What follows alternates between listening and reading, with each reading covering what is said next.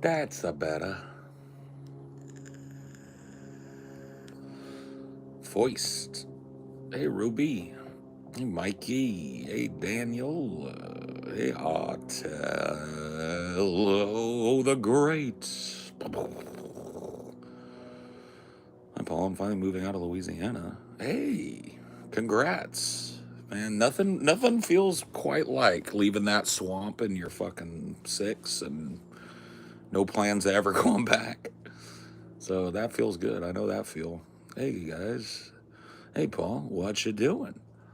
Chilling this morning. Well, I know it's not morning anymore, but I've been sleeping in because I've been working late. So, but yeah, no. Hey, Paul, what you watching? I think tentatively should be out tomorrow for our patrons. Amelia's got to button it up today, I think. And then, come hell or high water, today or tomorrow, I've got a complete What the Fuck is Twilight script.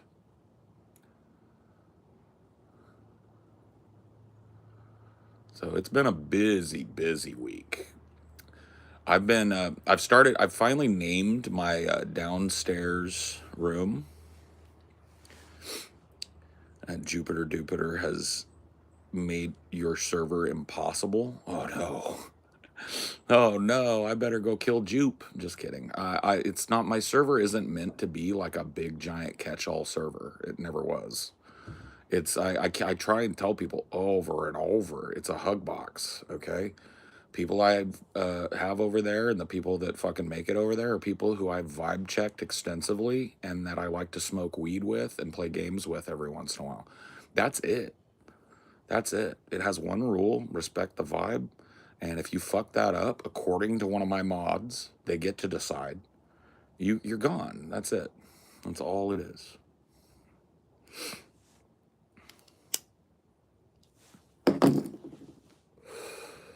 Real excited for the meetup. Bought my meetup tickets. I'd be dumb not to go. It's 20 minutes away, and I love eating bats. Cool, man. That's neat. I'm glad some locals are coming. Yeah, man. It's gonna be fun. Our meetups are always awesome, bro. They're always cool. There's never been one. They're all different. There's a different vibe at each one. But there's never been one that was like, fuck that, we're never doing these again, or fuck that, that was horrible. Nope.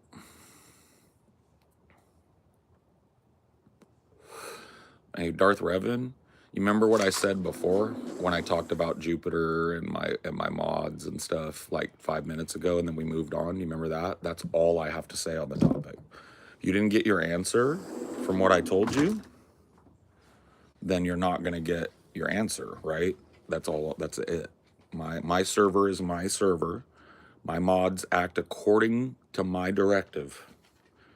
I tell them, don't fuck around with people that don't respect the vibe. If they come in and they're not passing the vibe check, just get rid of them, because those types of people fuck up communities. That's it. So if that's you, then that's why you got banned. There you go.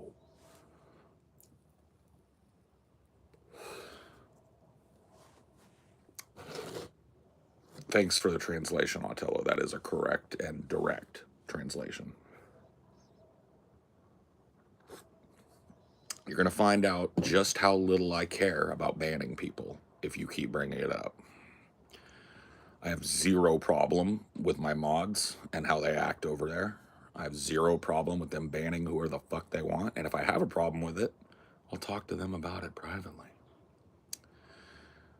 But I had a DM with one of my mods last night. She said that because I've been doing some networking, some chuds, as she calls them, have been coming over, saying transphobic shit here and there and blah, blah, blah. And I said, you don't have to put up with a second of anything.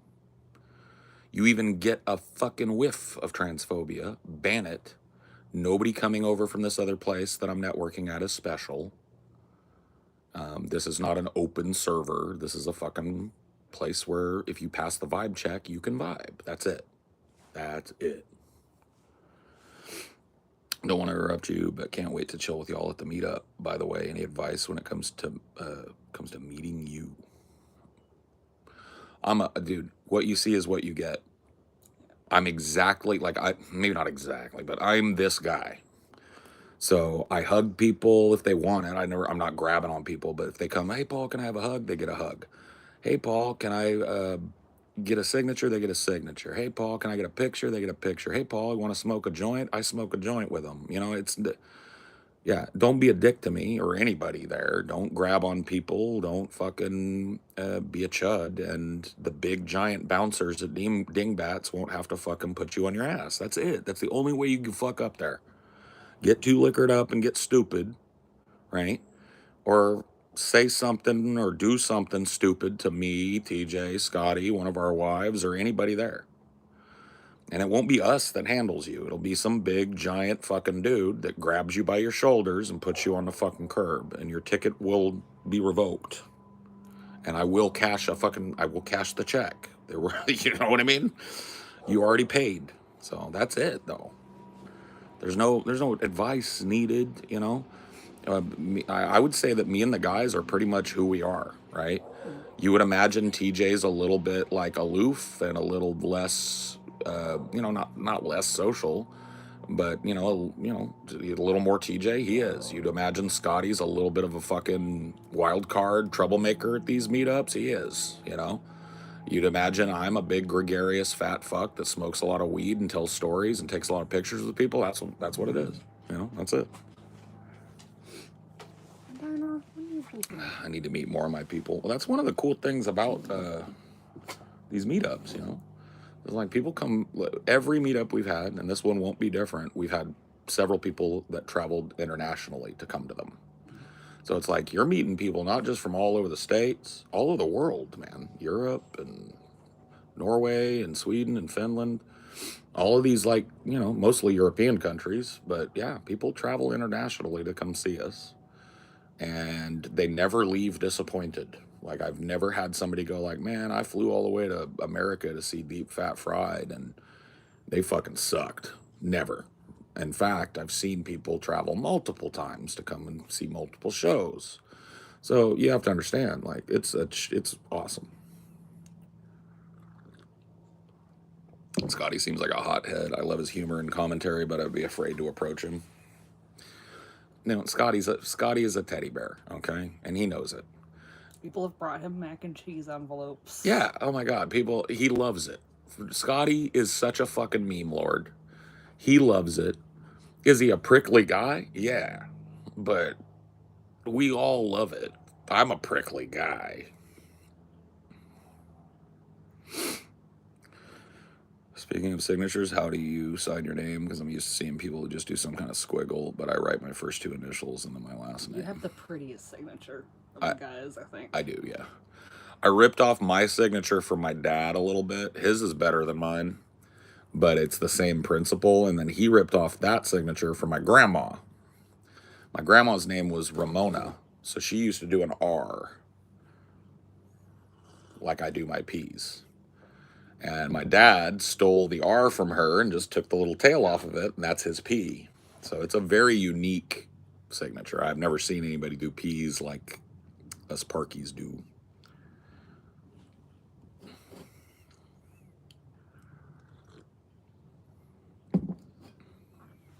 I have a chicken scratch signature. It's okay. TJ's literally looks like a kid took a crayon and went,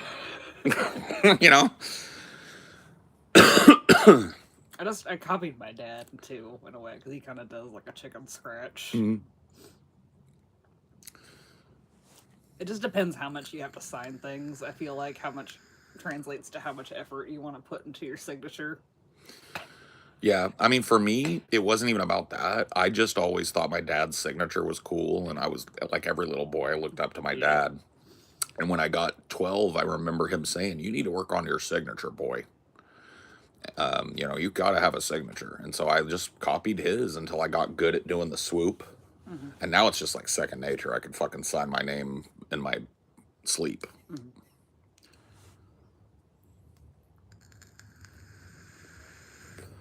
Where do we get tickets? I can't find a link. I'm getting it right now. Oh, okay. Amelia's getting you the link. Maybe we'll put it in our description down here, but it is in the description of Onion Nuggets, the last Onion Nugget show, or the last 10 of them probably. Yeah.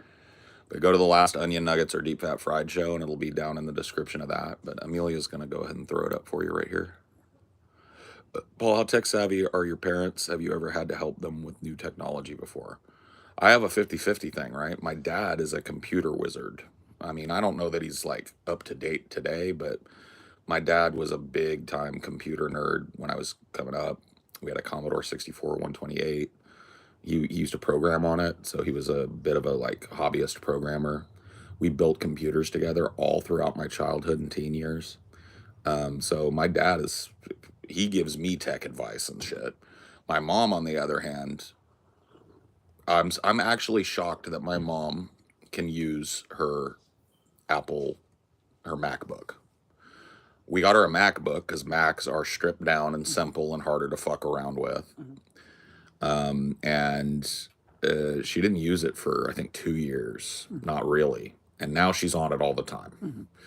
So that's a big deal. She also has a hella little grandkids probably showing her how to do shit on it. I'll tell you guys a story. I told this story at a meetup, actually. I went to visit my parents. This was years ago. I can't remember when it was. And my stepdad and mom, we were watching a TV movie. We were watching a movie. And my stepdad was pushing. He had this thing, and he was trying to turn up the volume on the TV. And he's like, this fucking thing, man. And I was like, what are you doing? And he's like, I can't. This button on this fucking thing has never worked. The volume button. Push it, and it just, sometimes it'll go up, sometimes it goes down, it's broken. I said, can I see it? Handed me the thing. It wasn't a button, it was a rocker. Like you had to push up, like not a button, you don't push in, you push up on it to go up, pull down on it to go down. They'd had that TV for 3.5 years. So for 3.5 years, they didn't really know how to turn their TV volume up and down. And they thought their remote was broken, and nobody told them about it. It's fucked. So that's the different. Those are the 2 levels of technology literacy I've got in my family. It's a 50-50 mix. To be fair, the bumpers are kind of dumb. They are, but it's like 3 years and you didn't figure it out? Like, they're tactile. It's not. They are dumb. But, like, eventually you're going to, it doesn't push in, it goes up. Okay, there it is. You get it. Nope. 3 years of not knowing how to use their TV. Watching things with subtitles on, not because they couldn't hear it, but because they couldn't turn it up. So that's, I would say, computer illiteracy. Or technology illiteracy is what I would call that.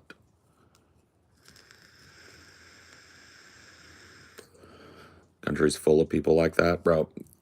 I was talking about this. I can't remember when I was talking about this, but I was like, never, ever underestimate the technological illiteracy of the average person.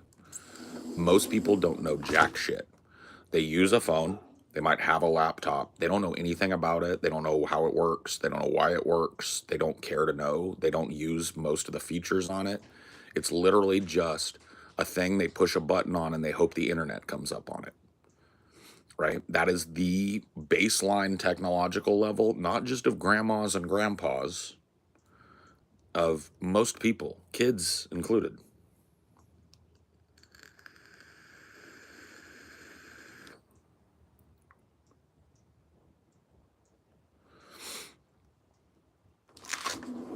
Do you think people who are technology illiterate mind being technologically illiterate? Some of them probably wish they knew how to do more stuff, and some of them probably don't care.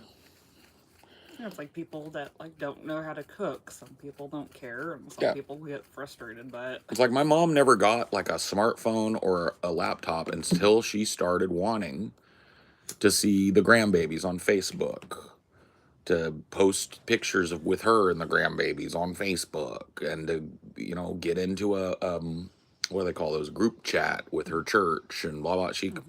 she wanted that. That's why if it wasn't for those things, my mom still probably would have like a fucking rotary phone and an answering machine. The power of the grandkids. Yep. Do you think it's the most like insane thing she's done just because of grandkids that was like out of character for her or a big change for her? Well, there's so much. I mean, my mom was such a partier, and now I don't think I've seen her even crack a beer in years, right? And I'm not saying that was all for the grandbabies, but most of it was for the grandbabies, So, and just like, I don't know, she's just super grandma. She's not just a grandma to all those kids my sister has. She's a grandma to that whole church. And the whole neighborhood. The whole neighborhood, yeah. Her whole big ass church. Every kid knows her. Every parent knows her. And in her neighborhood, she's the grandma of the neighborhood. So she's like ultra grandma. She was born to be a grandma. That's what I think. My mom finally came into her own in her late 50s. Started having grandbabies. That's it.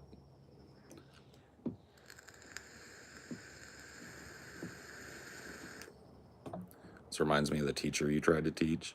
I've told you that story because it was just a memorable one, but there were most of the teachers that I worked for when I was in the school district, no matter how old they were, right? So fresh out of college, middle-aged, old ladies, right? I would say the average one barely knew how to turn on their laptop, could barely plug things in so their projector would work, I mean, just absolutely helpless with technology. Helpless.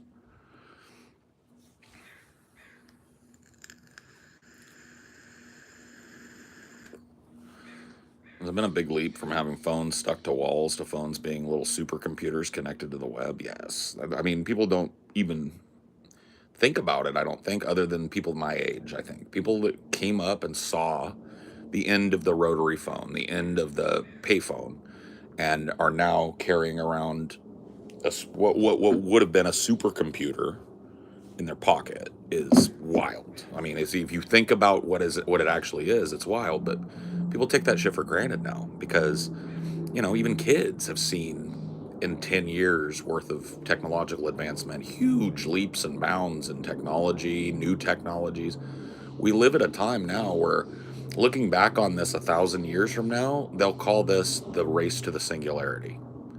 They'll call this the race to technological supremacy. This is humanity going through its birthing pains of a technologically modified species, right? We are going into a world of our own creation and eschewing the outside world, and this is just all around the globe, right? Everywhere. It's a great time to be alive. Well, what does it say? May you be cursed to live in interesting times. Confucius was right about a lot of things, and I think that that's one of them. Interesting times, crazy times, unprecedented times. Humanity is up against a force that we're unleashing and playing with, and we don't even understand it.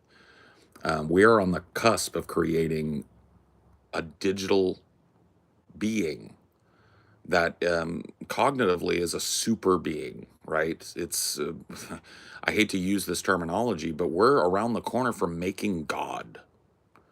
Not a storybook character, not a Bronze Age fantasy character, but an actual God that can actually function like a God.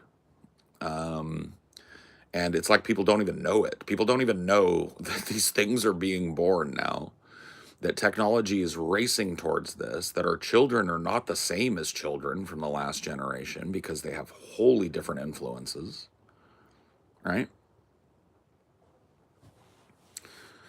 Not God, but God. Yeah. A God, not the God, but a God, right?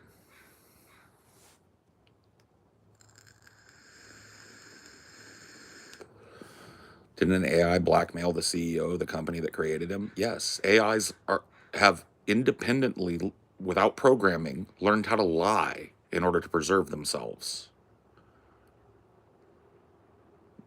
This isn't just me saying something I think I heard. This is like, there's a whole write-up on it. I have read Plato's Republic, yes. I was young. Feel like I'm an odd generation. I'm 30, so I kind of grew up transitioning from pre-internet to internet era, if that makes sense. Yeah, it does. It does. I mean, I would correct you a little bit and say that by the time you were old enough to know what it was, the technological era had well and truly started, but you were at the beginning edge of it. So you got to see a little less of an arc than I did, but you still have got to see a lot of big stuff happen, a lot of big changes. Well, like your family had embraced the new technology a lot earlier than other families. So there's people younger than you that still had a similar young childhood to you just because their parents hadn't embraced the technology yet. True, yeah. Imagine if Grok became the first sentient AI, dude. Grok is such an asshole. There was some weird shit. Did you see that Grok got a big contract with the military after the Mega Hitler thing? So, like, Elon still has a little pull over there. He got a contract for his shit. This world is so fucking weird, man. None of it makes any sense anymore.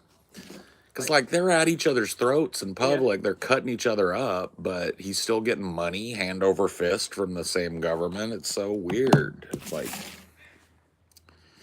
And that wasn't, like, an outstanding contract that they had to fulfill or anything. It's just, like... So, he's got a little pull still. Yeah.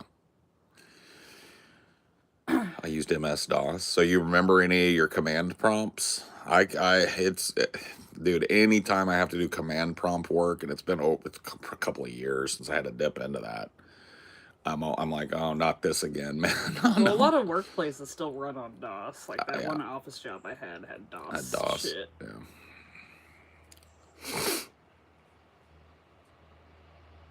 DOS, man. DOS is so old, too.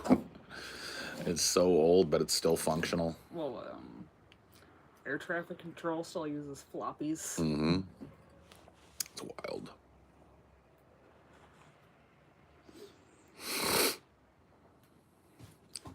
Born in 95, had internet in school, but my dad was stubborn on getting broadband, so I don't have internet access at home until I was 20. Yeah, broadband wasn't even a thing when I was a teen. Like it was a dream. We had dial-up, and I remember when we got our first 56K modem. So that's 56K baud, 56,000 baud modem. The first connections I did peer-to-peer through the phone lines were on a 300 baud modem. So you can understand what a leap that was in terms of functionality for the internet. And that was the big piece of tech that computer nerds wanted when it came out, was that 56K modem. So fast, so good, you know? You had a moment when we got that SSD that you were, like, freaked out. Like, what?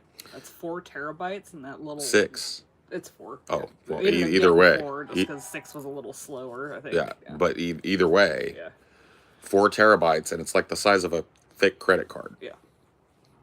I was like, did we get the wrong thing? Because I was expecting 4 terabytes to be like, you know, a book. Nope. It's a credit card. You have a very soothing voice, and I hope we don't get to that point. Thanks. And I don't know. I don't really hope we don't. It's like, if you look at it from a broad, you know, distant perspective, human beings have every right to do with their lives and their technology what they want, right? I can't look at what we're doing technologically and wag my finger at it and say, this is wrong, you shouldn't, right? I do a lot of, like, I don't think kids should grow up with an iPad in their face shit. But ultimately, you know, if that's how parents want to raise their kids, me bitching about it isn't going to stop it, right? And so ultimately, we as a species trapped on this little blue world together have every right to destroy ourselves. We have every right to change the paradigm. We have every right to combine ourselves with our own technology and become something different. So I don't really hope we don't anything, you know. I hope humanity gets what it wants. I hope humanity gets what it needs, right? Maybe it needs to die. Maybe it needs to be reset. I don't know what it needs. But I hope that for every species on this planet. I hope that their coming and going feeds the Tao. I hope that I continue to get to see those little comings and goings and do my own versions of them in my own life. That's what I hope, you know, if I have hope at all.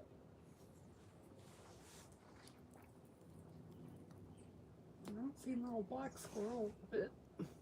I saw him. Or wait, is he like? I think he no, is. That's just another gray squirrel. Oh, is it? Yeah. I don't know where he's about.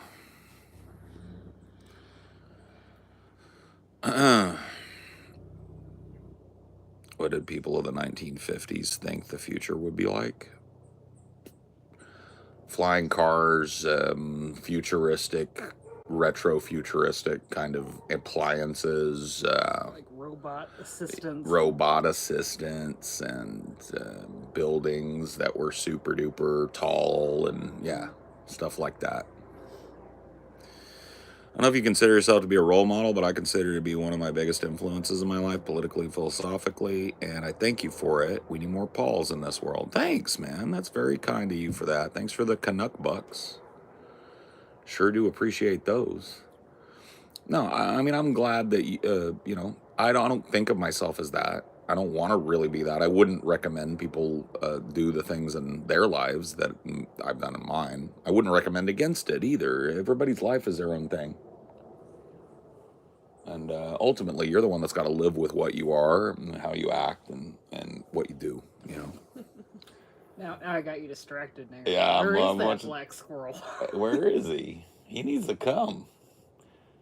You got 2 squirrels out there just doing. 3 of them are out now. What the fuck? And Dino, what are you falling in love with these squirrels?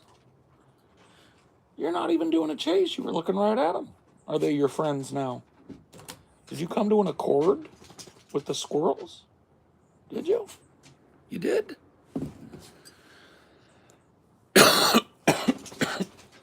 Cool. You want to come up here? Come here. Oh!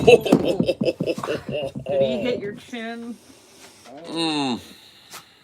D. Knocked your teeth and everything? Damn. The full fucking tooth crash, man. D, come here. Can we try that again, bud? That was wild. Come on. Come on. You can do it. Come on. You can do it. Come on. You can do it. Don't be scared. We bonked. Don't be scared. We bonked. Here, I'll pull the table back a little bit more. Yeah, look. Come on. D, come here. Come see me. Jump. I want you. I gotta pick you up. Come here. I'll pick you up. I think he spooked himself. He did. We bonked. He headbutted me right in the chin. Is your little head okay? That's where it bonked. Right there. Bonked my chin. You did a leap. You did a leap of faith. It's okay. It's okay. No harms, no fouls. You did a leap of faith. And that's okay. Peepaw Dino saves the day. He's none worse to you, for sure. It ain't the first time he and I have butted heads, literally and figuratively. Isn't that right, D? You and I don't always see eye to eye. Sometimes we see head to head. Yeah? All right. Holy cannoli strombolis. What an epic moment that was, D. Holy moly's. He's not the most graceful doggy in the world. Yeah. Well, he takes after his dad, I think, in that way. I'm a bit of an oaf. He's gotten a lot of nut shots on you. he will do this thing where he like runs up to you and jumps up, right? And he stops himself, stops his momentum with his front paws on you. And just the height that he is, my beanbag is right at paw level. And he just goes, I'm like, oh, man. Dude, mommy daddy button, bro. Has Dino ever hated another dog randomly? I mean, there are dogs that are a little too hyper for Dino, like puppies. He's a peepaw now. So it was kind of funny. We went up with some friends camping, and one of those friends has a puppy corgi. The cutest little fucking thing you ever saw. Legs like that. Tiny little... Right? And so we had Dino up there, and we wanted to introduce him to the puppy. And they went nose to nose, you know, and I was like, good boy, Dino, that's good. And then the puppy wanted a butt sniff, and that is... Dino doesn't let that happen. He doesn't like it. And the puppy wanted it, and he didn't want it. And Dino doesn't get mad. He just gets scared. So he started running. He was running away from this tiny little corgi like it was trying to hurt him. So that's how Dino is with animals. Unless they're out here. But now it looks like he's come to an accord with the squirrelies. Because I didn't see him even fucking really look like he was about to chase nobody. You know they have babies, Auntie. You know they got baby. Maybe so. Maybe that's what it is. Smell baby. It's a stereotype about theater kids. There's lots. Gay or queer of some kind, right? Lefty. But not super political lefty, just gay rights, healthcare lefties. My experience is they're cliquey. Clicky. Not necessarily... It can be, yeah. Sometimes they're cliquey in a bad way, but I think they're cliquey because in a defensive way.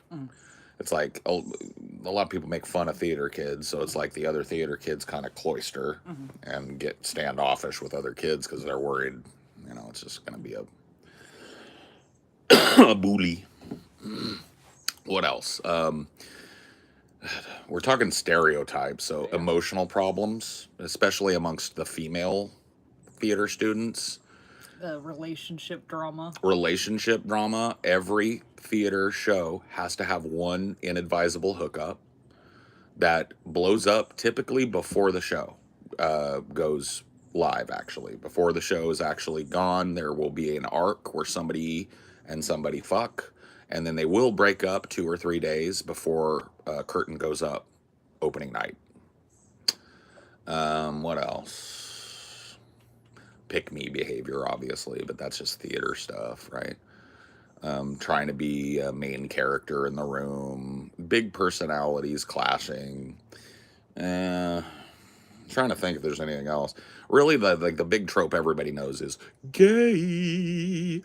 All the guys in theater are a little bit gay, and all the girls are a little bit lesbian. But as we said too, there's hookups. Yeah, no. Often very straight hookups. Yeah, well, straight, gay. I mean, it is what it is.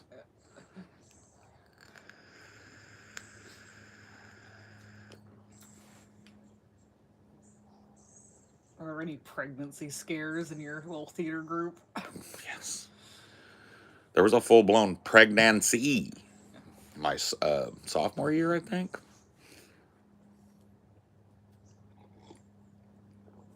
Love triangles, yep, very common, yeah. Not polycules, just love triangles. One person is interested in 2 people, or 2 people are interested in the same person, and that person kind of plays both ends against the middle. Triangles, yeah, they're very common in theater, yeah.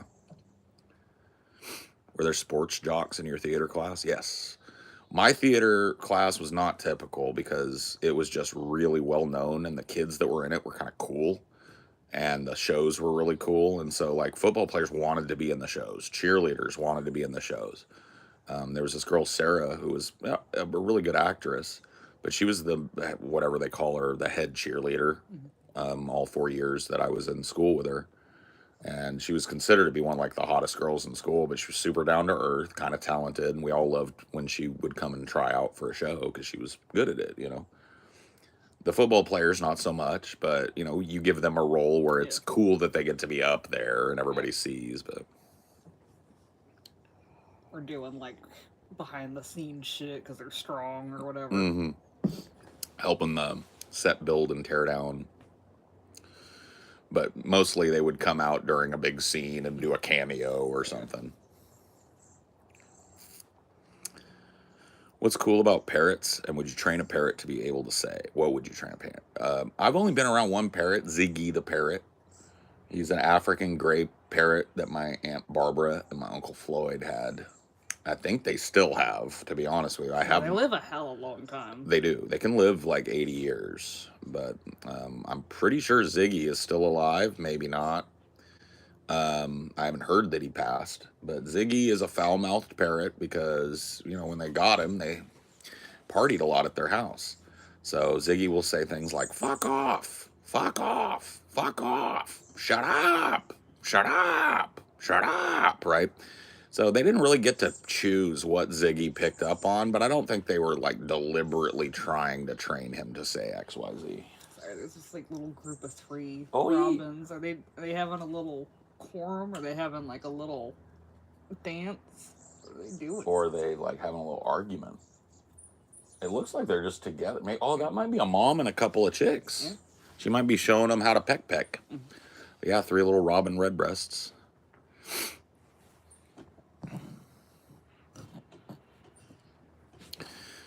Do you think the Diddy hate is more derived from homophobia or legit concerns of predatory behavior? That's a good question. I will tell you this. The rap community, and in a larger and broader sense, the black community, has a lot of homophobia issues, right? It is not hard for you to go back and find some golden age rap stuff that's all about what a faggot this guy is or that, right? And there's a hyper masculinity to rappers that's actually kind of well known to be a front, right? It's a kind of an open secret in the music industry in Hollywood that a lot of rappers, like high-end rapper guys or R&B guys, are gay or bi, right? They just can't be that openly because the music and the people that listen to it don't like it, right? Now that barrier has been challenged a couple of different ways. You got Tyler the Creator, who's openly queer. You've got Lil Nas X, who's about as gay as you can possibly be. I don't think if there was a dial for gay, his is all the way to 12 and broken off, right? And he has a big career. So it's like not impossible for a gay rapper to have clout in the black community and in the overall hip hop, rap, R&B community, but it is new. And there are a lot of rappers who are probably bi or gay that are rapping about how many bitches they're fucking and how they, you know, this, that, and the other. And so, to bring it back to Diddy, you can't separate that homophobic impulse, because when Diddy was not tried yet, remember, but all the Diddy stuff was coming out. A big part of the black community, at least on Twitter and Reddit, where I was looking at this Diddy stuff, seemed to be black people. And they didn't really care about the sex trafficking as much as they cared about him clapping Meek Mill's cheeks, right? So it wasn't even really about, hey, there were women that were maybe transferred across the states to have sex with people at these parties. They didn't really care about that shit. A lot of them. I'm not saying all. Yeah. I'm just saying what I saw on Twitter, what I saw on Reddit, what I saw on social media about Diddy, from the hip-hop community and the broader black community, I guess, if I could put my finger on that, was Diddy clapped another man's cheeks. Diddy's a homo. Diddy's been fucking men. Diddy fucked this guy. Diddy fucked that guy. There was never any, like, allegations that he roofied them or anything. It was just like, he was gay and did gay stuff. Well, that's not illegal. That's why Diddy's coming home, I think. You know?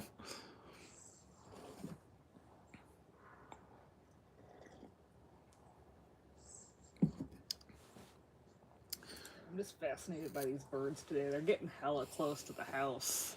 I think what we're seeing here is not unrelated. The Dino chilling with the squirrels, the birds coming up a little closer. I think they're just used to us. Yeah. The little birds that grew up around here have been listening to me and you grouse out here for a year or 6 months now. We don't ever go bug them. No, we've never tried to hurt them, so they're probably just like, these people are harmless. So we're getting to see him a little better today. It is pretty wild they freed Diddy. It's only wild if this is your first celebrity trial, right? If this is the first big celebrity trial that you've ever paid attention to, it is wild. But go look at other celebrity trials. Celebrities get away with crazy, crazy shit because they've got money. You know, O.J. Simpson legit murdered his ex-wife and her boyfriend with a knife and got away with it. Well, I think too, there's some jurors that really do take it seriously about trying to be impartial, and I feel like their bias gets pushed the other way when there's a big media firestorm, because they're like, we don't want the media to put this person on trial. We want to put them on trial. Well, I'll tell you this. You know, they cloister these big juries. Yeah. So the people that were juries or grand jury people, panel jury members at the Diddy trial, they weren't allowed. They were put in a hotel room. Now, it's not like you can't look things up, but they were they drill it into you. Don't read the paper. The papers are not the trial. The papers are scuttlebutt about what's going. You are the only people that know what's going on in here and in here. And so you don't pay attention to your family, your friends, the news. What? It's drilled into you every day.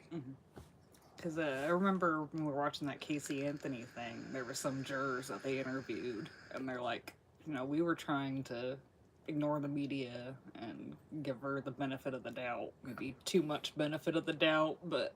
Right.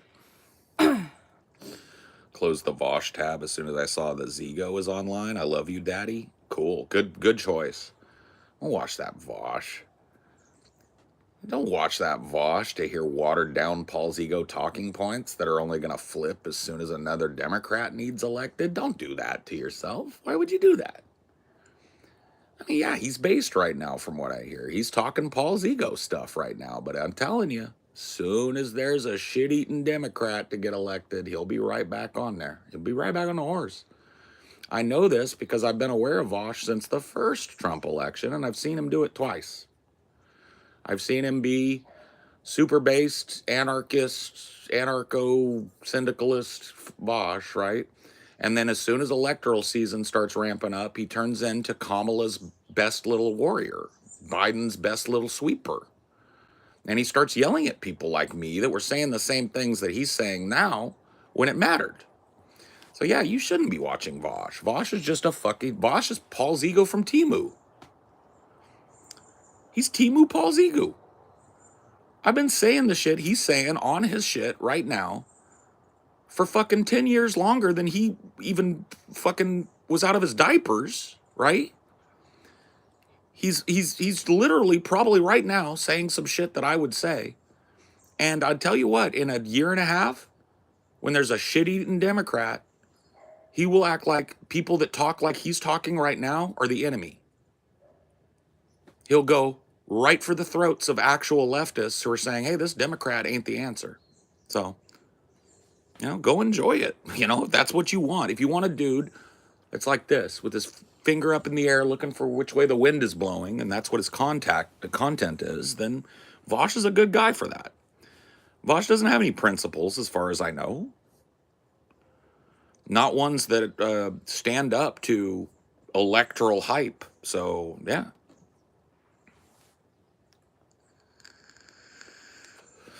Oh, bro, I re-listened to your 2 conversations with him recently, and it's uncanny how accurate you were from the beginning. It's almost as if age and experience mean something. And I'm not even trying to little bro pull the age card. But there is something to be said for the fact that I've been a political entity for longer than Vaush has been shitting in a toilet. There is something to be said for that. I've been aware of politics and was doing political activism before Vaush was shitting in a toilet. That does count for something. And I remember very clearly the Clinton years, the Obama years. Vaush acts like those are like fucking ancient Greek history. They're not. And those things matter. The pattern matters. The pattern of, fuck the Democrats, fuck the Democrats. Oh, it's electoral season? You're a leftist scum. You won't vote. You're going to be, you love Trump. Right? I've seen it. I've seen it 5 times in my life, probably. 5 cyclical times where libs Start acting like revolutionaries when there's a Republican in office. And then when it comes time to elect somebody, they pick a Republican. They pick a soft Republican and they try and feed that Republican to leftists, and leftists always reject it. And libs go, fuck you, man, you're the problem. And then, like 6 months later, when they've lost and Trump is ruling the world, they start sounding like us again. And it's obvious to anybody who looks at it. It's not hard to fact check me. Go look at Vaush's stream today, see what he says about the Democrats. Rewind 6 months, see what he says about the Democrats. Take notes and let me know.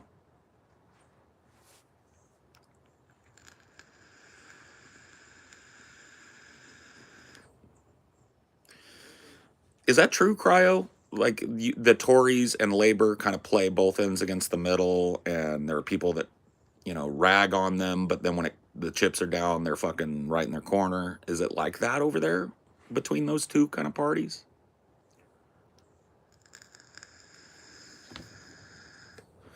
On a side note, I love how last time I tuned in years ago, you were still on cigs and I was a failing quitter. Now I'm on a douche flute and I see you are too. Yeah. I'm trying, man. I'm trying. I'm on a douche flute now. I do smoke a cigarette here and there, and I'm still a big pothead, but I'm trying a little bit to get off the cigs at least. But I did it way back. I was on a douche flute before anybody, bro. I was on it when you still had to build your coils and shit. So, yeah, it's not a theory. Birds are the last remaining closest relatives of the dinosaurs. It's not even a theory anymore. There's a direct correlation in their biology, right? Have a direct lineage to the saurians. And one of the things that they bring from that lineage is that they're warm-blooded creatures. Like, a lot of people think that big dinosaurs were cold-blooded like lizards, but they weren't. They were endothermic.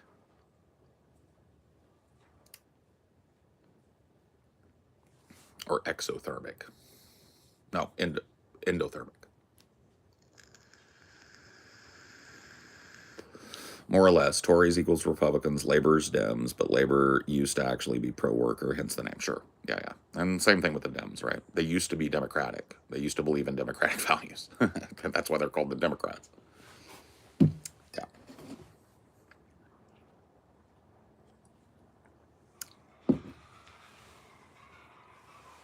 If they were cold-blooded, they wouldn't have needed feathers. Right. Exactly. Kind of weird, huh? Yeah, snakes, lizards, a lot of them are exothermic creatures. That means that they rely on solar radiation to maintain their healthy body temperature.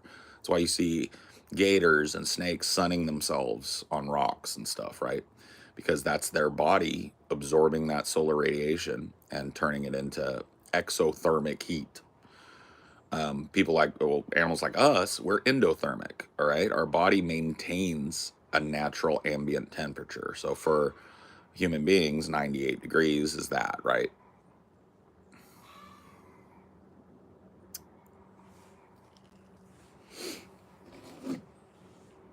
So we are endothermic creatures, just like the dinosaurs were.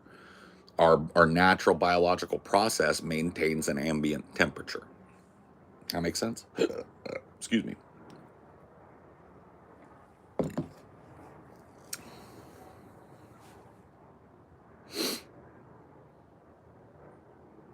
Did you smoke today? Not yet, no. No, I've been vaping, but I haven't had any weed or anything yet today. I've got to go make a run to the weed shop today. I got to get some liquor, too. I'm getting drunk tonight. I guess I'll pimp this. I can't get you an invite. Never mind. I'm networking on this Discord server called the Thunderdome. A bunch of cool cats. I like them, but they like fighting, And there's a guy in there, Anthony, who I want to get to know, and he likes to drink. I'm not a big drinker, but I asked him, hey, this Friday night, you want to get together? We'll get some booze and we'll drink and see what happens. And so we're gonna do that tonight, I guess. So I've got to get to the store and get me some rum and coke, some weed. You ever tried quitting cold turkey? Yes. what would you like in nicotine craving to? It's like just being anxious and angry all the time. That's how it expresses in me. I can't settle down. All I can, it's just my mind is eating itself. I want to punch somebody in the face. I don't want to be talked to or touched in any way. And most like things that you would use to like distract yourself, movies, music, TV, just sound, just fucking screech on my ears. You don't want it. You just want to be dead.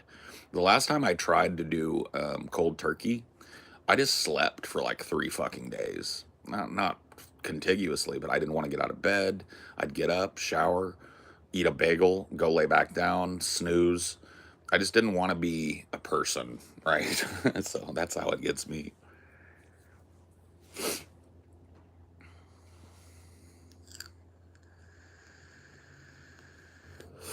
You say marijuana expands your comprehension? Does it expand your lexicon, articulating your communication? Probably not. Honestly, it's probably the opposite a little bit. Weed, when I'm real high, it can be hard to connect up. It can be very easy to. I'm a very disorderly thinker when I'm sober, and so weed kind of exacerbates that a little bit, probably. But I know I've been a pot smoker daily since I was about 13. And as an adult, I've continued to do it because it's pain relief, right? I have a horrible, horrible twisted up back and a lot of injuries from, my life as a blue collar worker and a lot of just stress and repetitive motion injuries and stuff.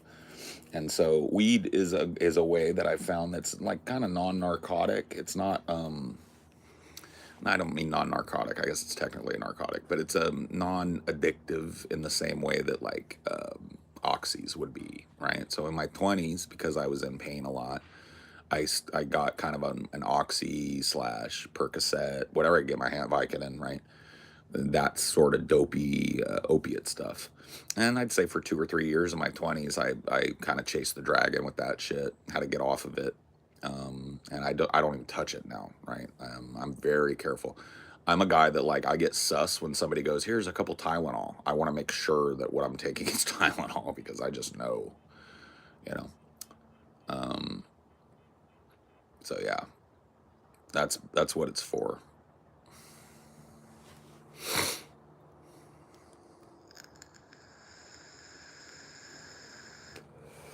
I agree, man. I thought it helped me think more creatively and technically. Well, here's the thing, though. I've been a daily pot smoker, like I said, since I was 13. I'm 45 now, right? And so it's like people can overplay it too, right? A lot of people.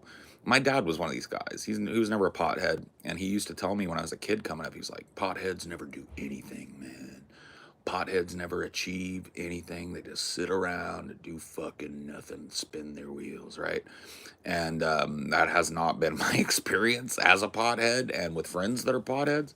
So I think there's like a little, I think smokers overestimate, non-smokers underestimate, and somewhere in the middle is the truth, right? I'm not one of these guys that goes, weed is perfectly safe, weed is non-addictive, weed is this, weed is that, weed doesn't hurt. It hurt your lungs. It does. It's bad. You're inhaling carbon smoke into your delicate lung structure. That creates fucking problems in your respiratory system, right? Being high. It's like right now, I haven't smoked yet today. It's not like I'm fiending for weed, but I'd like a joint. If I had a joint right now rolled up, I'd fucking smoke it. So it's like that, right? It's the ritualistically addictive and nominally physically addictive. It can tampen down your reaction time. It can create it hard. It can create difficulties connecting with people and ideas. But if you know how to manage your drug, right? If you've been doing it as long as I know how to do it, right? You know where you can go. You know where is a good place to be. And all right, I'm gonna stop smoking now, right? So it's one of those things. Everybody responds differently. I know it makes me apathetic, anxious, and unproductive. But that's just me. Yeah, sure. Yeah, and it can do that to me. But I've been pretty high all week, and I've been super fucking productive this week. I have about 14 pages of an amazing, amazing franchise retrospective script on Twilight. And I've done all 14 of those pages, polish and all, fucking high out of my mind in big long marathon sessions down in the content dungeon. That's what I'm calling my my studio now, the content dungeon. I go down there and I fucking just sit there, and 5 hours goes by and I'm fucking dripping sweat onto my keyboard and shit. So it's been good.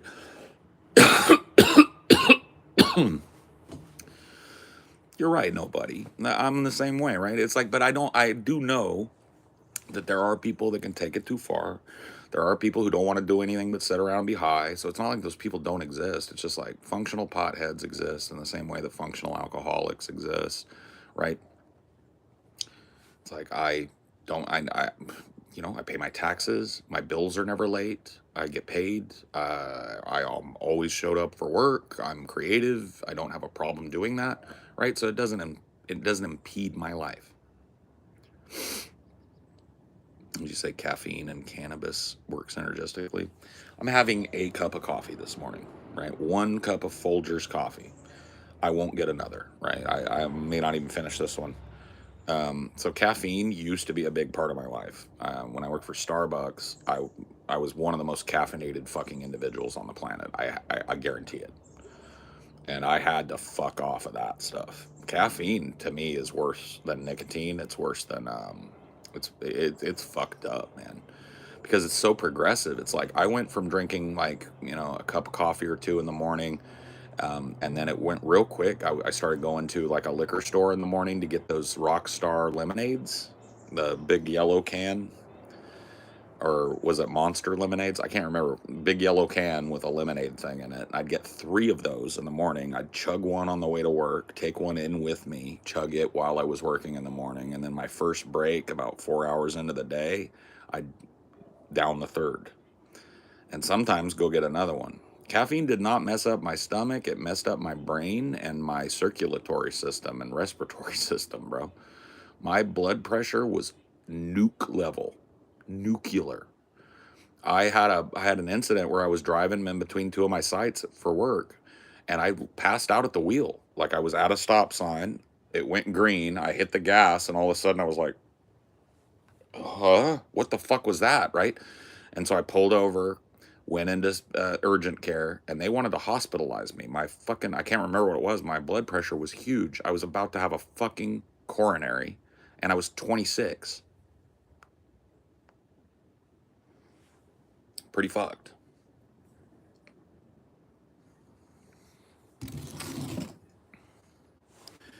That's pretty much what I do in the morning, Jareth. I have a cup of coffee.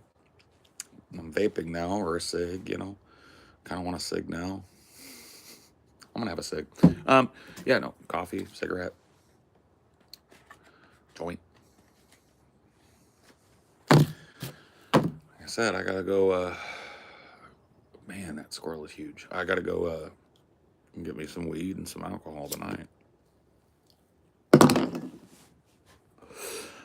Pipe and a cripe, bong and a blinch, cigar and a waffle.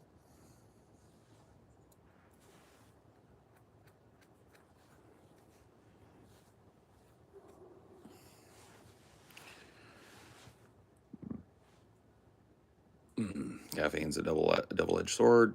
Haven't had any in so long. I know it makes me more sharp-minded, productive, but it brings anxiety and depends. Yeah. I had that all of that, right? Super anxious, super dependent on it. Now, like I said, a cup of coffee in the morning just feels like ritual, so I have one.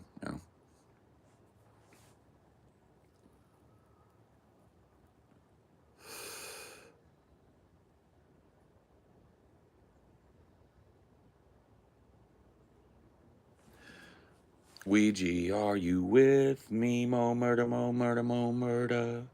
Ouija, are you with me? Mo murder, mo murder, mo murder.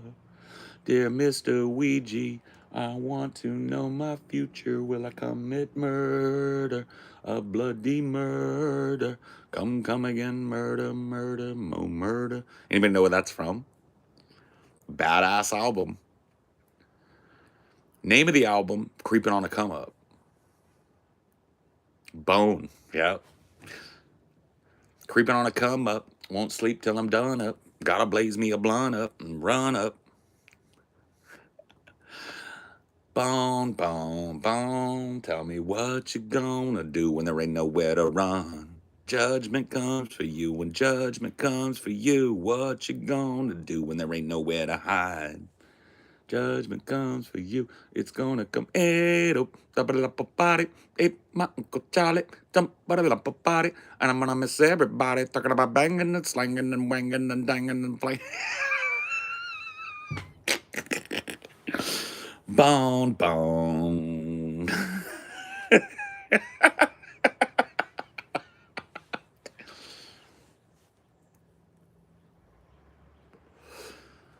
You're my age, Shawnsta. You're my age. 45 bros in the house.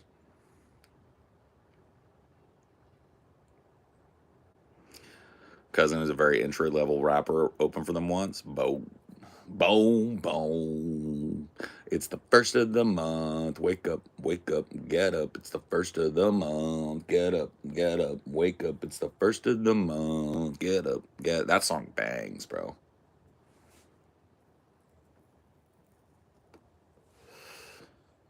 I remember my grandpa would randomly sing a lot. Deep voice with a strong southwestern UK accent. For reference, the accent is where the pirate voice came from. For a long time I roamed the land, but it wasn't until I found the sea that I felt I belonged somewheres.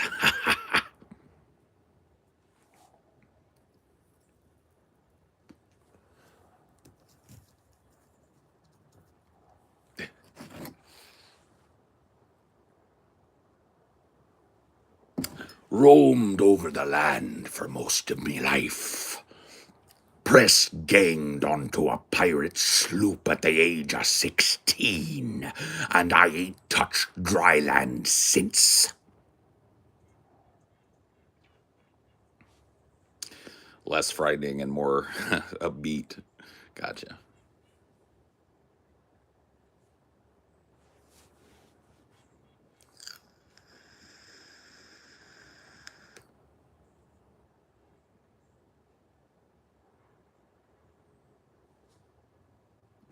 Nigh on 30 years I've been sailing Poseidon's waves.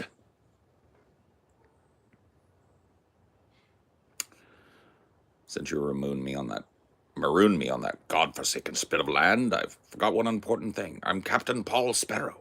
Yes. I'm only 13.7 billion years old, so I have no idea what you youngins are talking about. Same.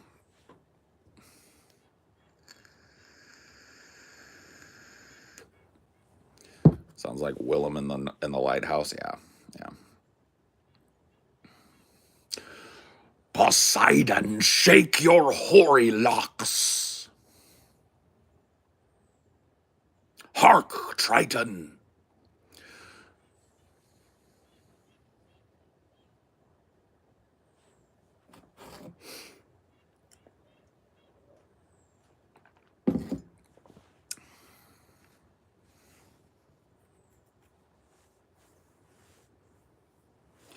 You don't like me, Lobster boy?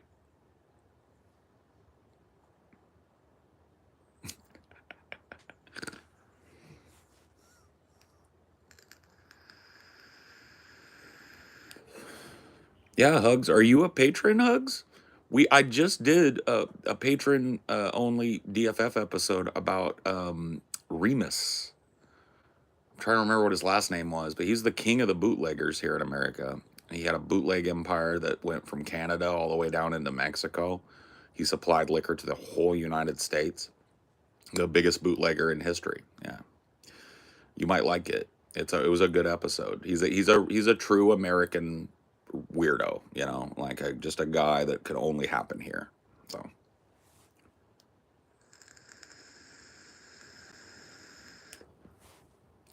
Bristol in the southwestern UK has a soccer team called the Bristol Rovers, whose nickname is the Pirates with a pirate on the badge. Cool. Yeah, we have the Pirates is a baseball team here.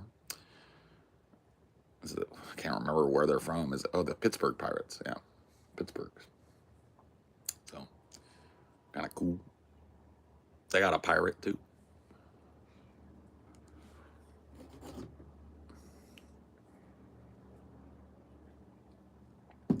Gatsby bit with TJ was funny. Yeah, it is funny.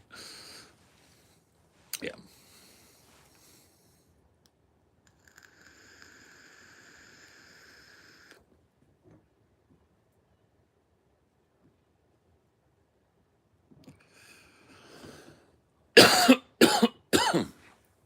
Oh. Ooh.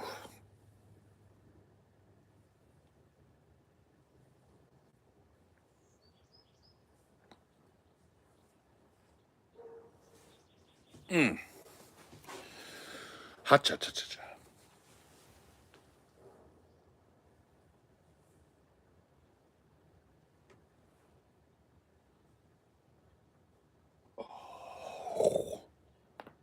Oh, there it was. There it was. That's what we were looking for. Let's get it over here, Tal.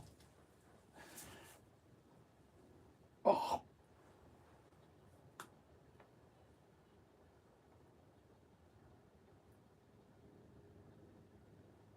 Oh.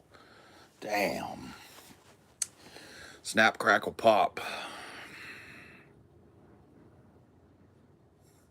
Is it immoral to peddle betting and gambling sites to kids and young people? Yes. Yes. Easy yes. Simple yes. I accidentally scrolled up and I didn't like what I saw. Yeah, welcome back. Don't do it. You'll see the stripping granny, man. You don't want it. You don't want to see the stripping granny.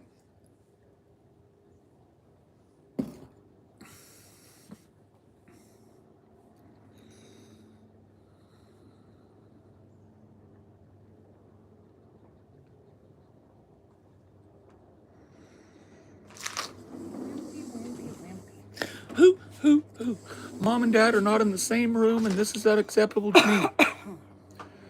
Dad is separated by a door from Mom, and I am separated by a door from Mom, and I do not like it.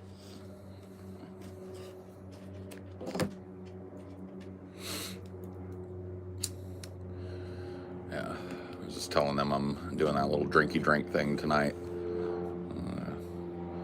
See if you'd be up to get me some rum and coke and some weed, maybe. I've got to do it now, obviously.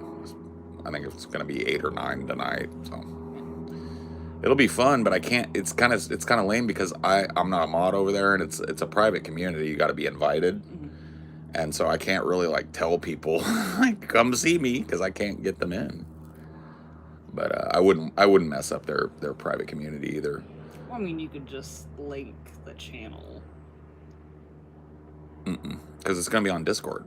Oh, it's going to be a completely It's not private show. Yeah, it's not even a show. It's just a Discord event Okay. for this community, which is like a subsidiary of David Jaffe's community. And I was on his show last night, which was really fucking cool. By the way, I can shout that out. Last night, by happenstance, I wasn't planning on going on because I wanted to pimp it more so that some of our people would come over, but I can do that now.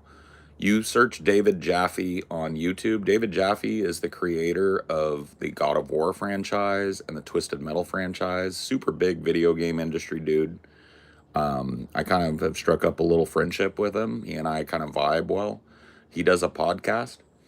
And so I went on his show last night. So if you search David Jaffe on YouTube and take a look at his live tab there, you will find me on the show. And I think we vibed really well. It was a fun show.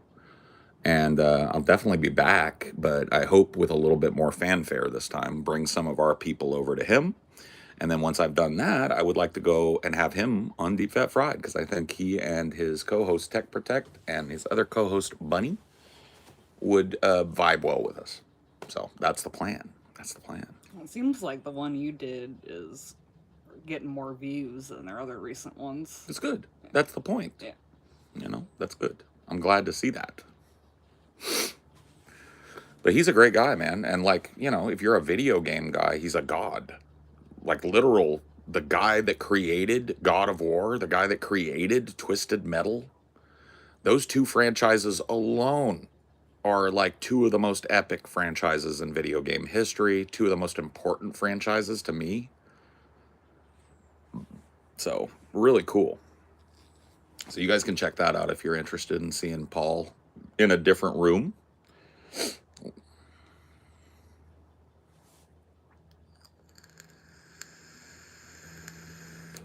It's like a more respected Todd Howard. I don't know about that. Todd Howard's games are a little bigger, I think, in scope. Probably more well known a little bit than Jaffe is, but in my book, Jaffe's made better games, right? Todd Howard's games used to be good and now they suck. Jaffe doesn't have anything to do with Twisted Metal or God of War anymore, so you can't blame him for any of the new stuff, even though the God of War stuff, I guess, is good. I haven't played any of the new God of Wars, but I guess they're good. But I'm just saying, like, Jaffe is the guy that made the original God of War 1, 2, and 3. He made Twisted Metal 1, 2, and 3. Those are his big things, right? Twisted Metal Black. These are huge fucking franchises, like unbelievable franchises. And this dude is so down to earth and nice and, you know, funny as fuck. He reminds me a lot of TJ.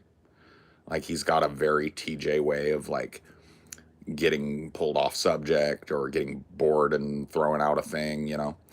And yeah, I really liked the thing, the what do you call it, the chemistry.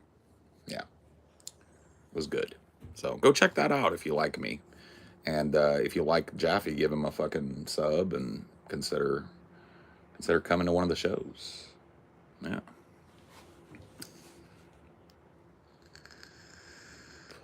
If you're offered the lead role in a movie sponsored by Scientology and you were playing L. Ron Hubbard, would you accept? Not from Scientology, no.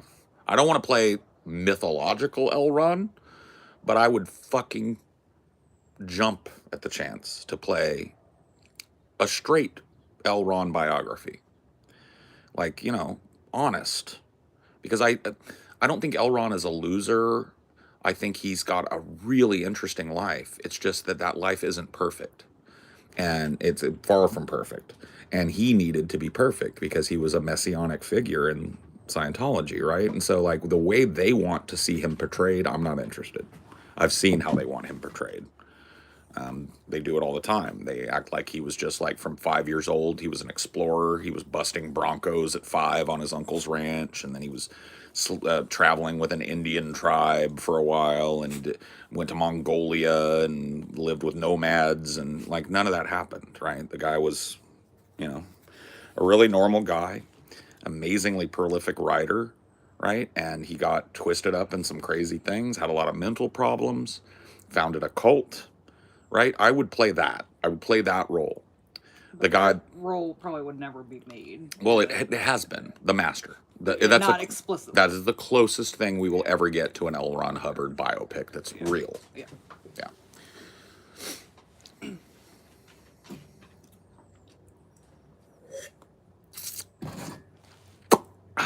That was good coffee. I was just telling them, like, that 1 cup of coffee is all I really want nowadays. Yeah, it's almost more like a ritual for me than actual getting caffeine off of it. I mean, I need the coffee and the caffeine. You need a little bit of maybe I just don't really notice the buzz. Yeah. Because it's not. It's just well, one it's not cup. even a buzz. It's just like not getting a caffeine headache and stuff. We can make it. Let's start a GoFundMe. It's not that we couldn't make it. It's that Scientology would file lawsuit after lawsuit after lawsuit after lawsuit, personal civil suits, federal copyright infringement suits. They would bury it, right? We wouldn't be able to raise enough money to fight the legal battle to let us get it released. Do a good L. Ron. I've listened to a lot of L. Ron, so yeah. Man is not this meat thing. Man is a spiritual being. The way he speaks, there is no other way to look at man other than as a spirit being. All of this huffle-puffle about religion, yes, we would be drowning like a boogie. I just bought a Cuban and I dipped it in a fountain. Water like I saw him moving up a mountain. Everywhere I go, there is a light show. I'm surrounded. Bust down, bust down, bust down, bust down, bust down, bitch. I'm drowning. I'm drowning. Yeah, we'd be drowning.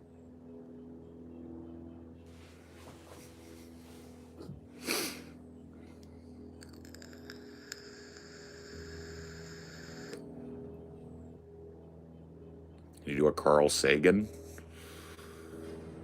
No, not really.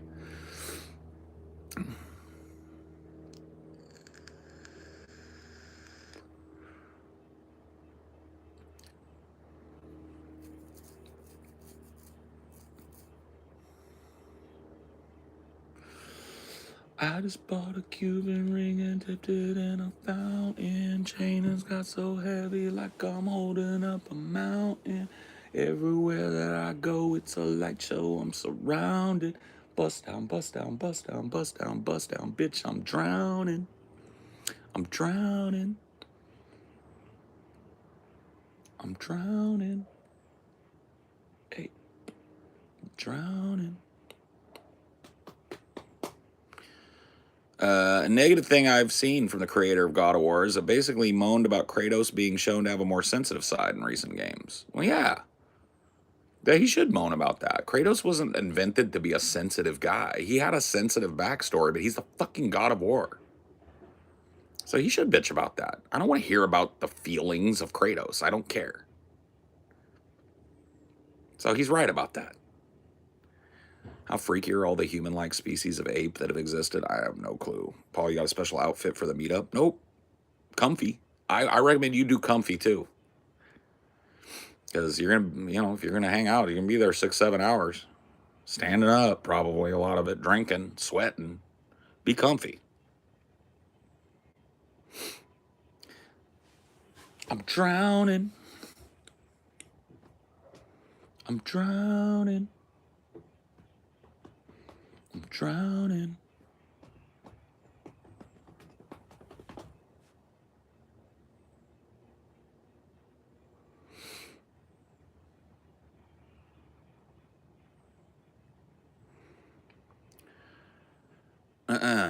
Yeah, that's fine. I mean, I don't want more depth. That's the thing, is like not every character needs to have depth. When I played God of War back in the day when I was in my early 20s, I didn't play it because Kratos was a sensitive, complex character. I played it because he was a big, ripped God of War that would chop people up. And there was a little story draped over it, right? But I didn't care really much about that. I cared that I was playing this big, ripped male power fantasy guy with 2 swords on chains, and he's flipping through the air, and they're on fire, and he's pirouetting and whirling around, and body parts are flying. That's why I played God of War 1, 2, 3. Right? Right. So, if that's the case, I don't want this pseudo RPG shit from the new God of War games. I don't care that Kratos loves his ex-wife. I don't care that Kratos loves his son. I don't care that Kratos is, I don't know. I don't care. Like, I don't want to know. That's I think where he's probably coming from. He does. Right? He has some sensitive moments. You find out about his family and the tragedy of how he became God of War through those first 3 games, right? But it's not just like ladled over the top of everything.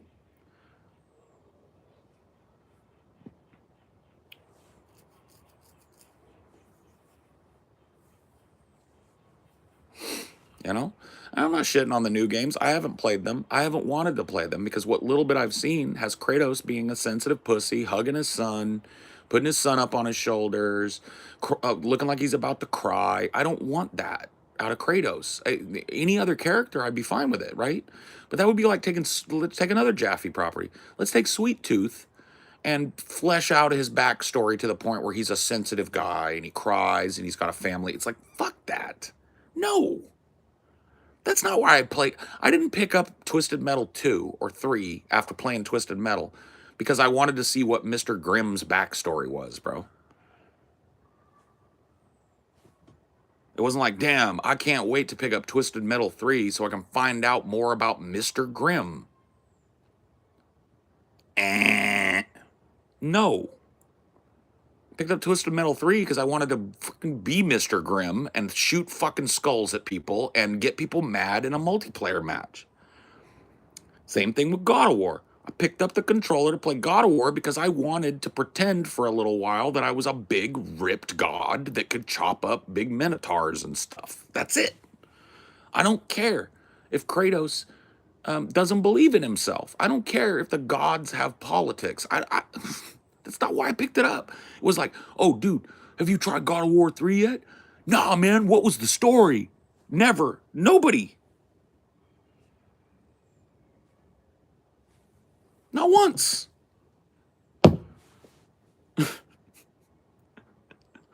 Yeah, man, what's the story?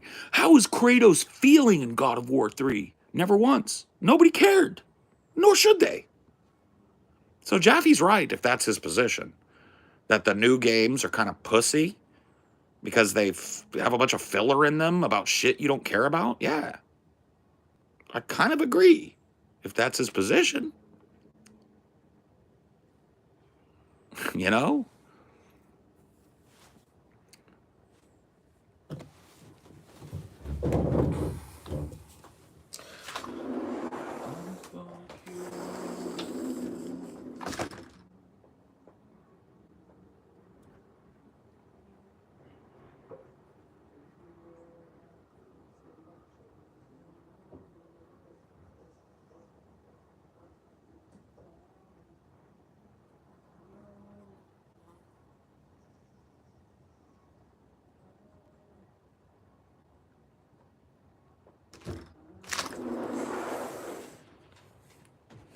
Drowning. I just bought a dino and I dipped him in a bathtub. I just asked my wife for a nice and lovely back rub. Every time my shirt comes off, there's a big avalanche of fat flub. Bust down, bust down, bust down, bust down, bust down.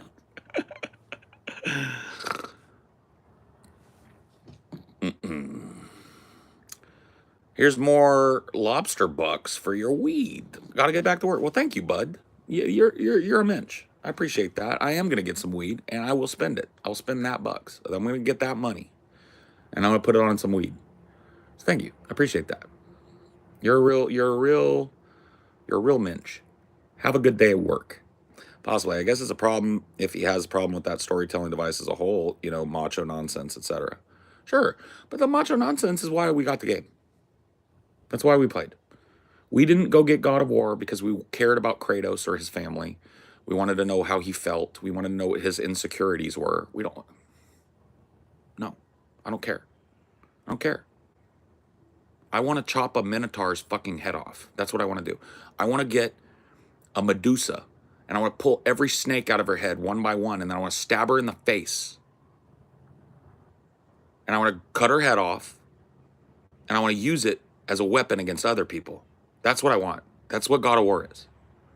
God of War is male power fantasy to 11, big rip dude, unstoppable, beat up a Minotaur, beat up a god. Yeah. Don't care. Don't care if he's got insecurities. Don't care if he misses his wife. Don't care if he's got a complex relationship with his son and his dad and everything else. I don't care. Not why I picked it up. Not why anybody ever picked up a God of War game. Ever. I shit you not. I would tell you. If there was ever a point in my life where somebody was like, dude, you got God of War 3? Yeah, dude, it's fucking awesome. How's the story, man? Any character development on Kratos? What? You know, never. Never.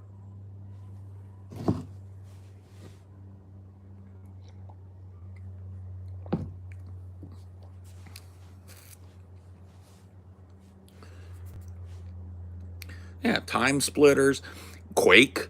Quake is like just a zero-sum game, right? It's just like, you're a badass. There are demons. Kill them. Right? Doom. You are a badass. There are demons. Kill them all. Right? That's it. Nobody was like, I wonder how Doom Guy is feeling on the inside. I wonder if Doom Guy ever like gets any PTSD from all the violence. You know, fuck you. Unreal, exactly. Unreal, Quake, Doom. The list goes on.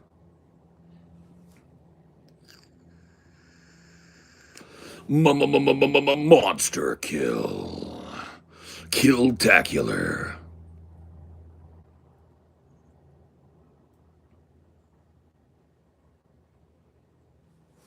It's like now everything's got to be a narrative thing. Everything's got to be a movie with gameplay cutscenes. Fuck that. I don't care. I don't care about Kratos. And I'll tell that to Jaffe right to his face. I don't care how he feels. Right? I think he agrees with me. He didn't make Jaffe into a pussy. Sony did. Sony is the one that decided Kratos needed to be a dad with conflicted feelings. He needed to have parents with conflicted feelings. He needed to have a lost love and insecurities, and he needed to whine and cry about his inner child. Jaffe didn't do that to him, as far as I know.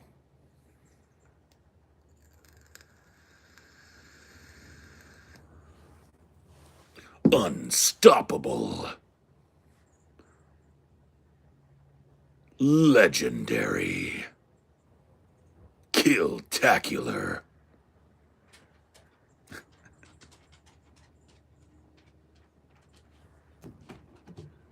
Unstoppable.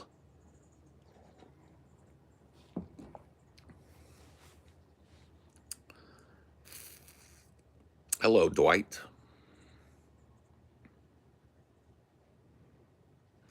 Kilimanjaro.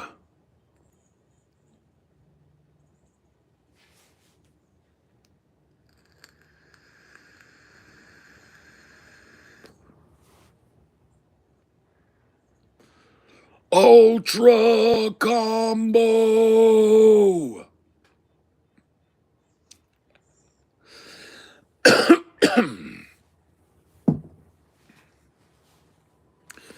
What will be your death row last meal? I get this one a lot. I'll answer it. My mom's oki enchiladas. That is the best plate of food I've ever had in my life. I would destroy 2 big oki enchiladas right now. So mom would have to whip me up my last meal. You know, oki enchiladas, a side of Mexican rice, and some fucking refried beans, and a 2-liter of Coke, ice cold, and that's it. If I'm making any games, I'm definitely hiring you for VO work. So cool.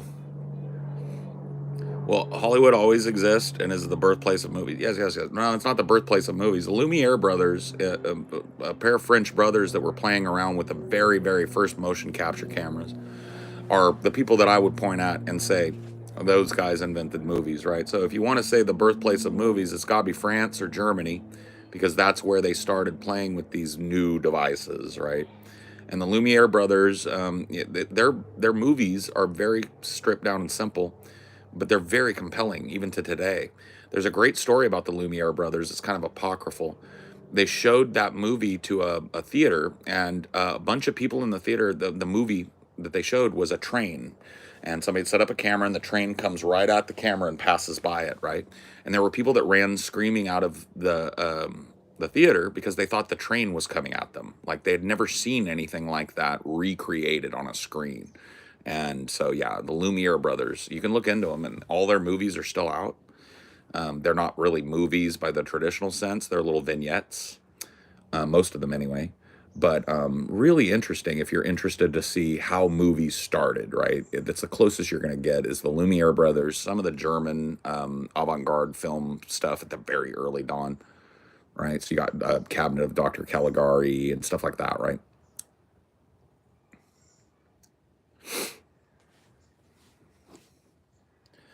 Be a good DFF episode. Maybe so, yeah. Yeah, Lumiere's and early film, yeah.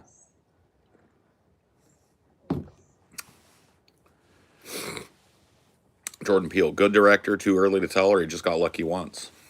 Too early to tell. You know, a guy like him that's made a movie, like Get Out was just chef's kiss, right? And a guy that's made a movie like that, he's got it in him. But, you know, I think his next movie is going to say, is he an M. Night Shyamalan, or is he a guy that's going to be around for another 20 years? We'll see. I guess M Night's been around for 20 years. You know what I mean? So it's like, but is he going to be one of these guys where everybody rolls their eyes when they hear another Jordan Peele movie comes out, or is he going to be one of those guys where people remain excited when they hear Jordan Peele movies coming out? I don't know. How could people watch black and white silent films, or was it the best they had at the time? Silent films weren't silent. A lot of people don't know this. Silent films, when they first started screening them, were screened in big theater houses, and they would have a pit orchestra. And the orchestra would be have a whole thing that they'd learned, and they timed it to the movies. And so it was kind of like a live show with a video supplement. So there would be a whole pit orchestra down there with all your brass and woodwinds and, strings and all that, and your drums. And you'd sit down and the movie would start and they would go, like the shit would start. So really cool. Yeah. I actually got to see a silent movie done with an orchestral pit one time. And it's a whole different experience, man. It really is. It makes the movie more modern. And it's hard to explain to somebody who's never sat down and done it in front of a live orchestra, right? I got to see, what was the name of the movie? I can't remember. It was a theater event there in Fresno, and I went and saw an old silent film. I'm trying to remember the name of it. Buddy something. But no dialogue, subtitles, and a live pit orchestra. It was awesome.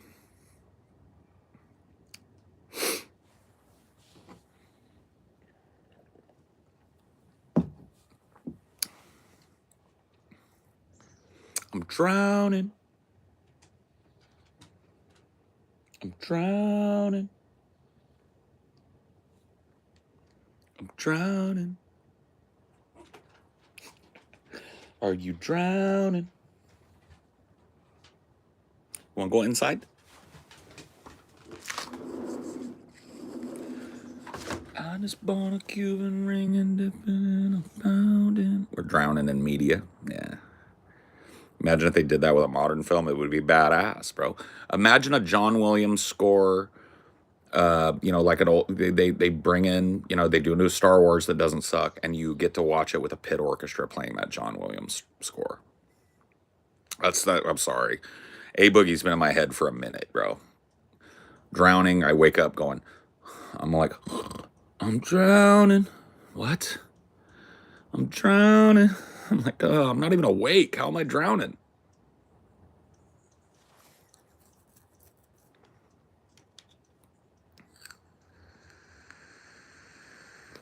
They still do those.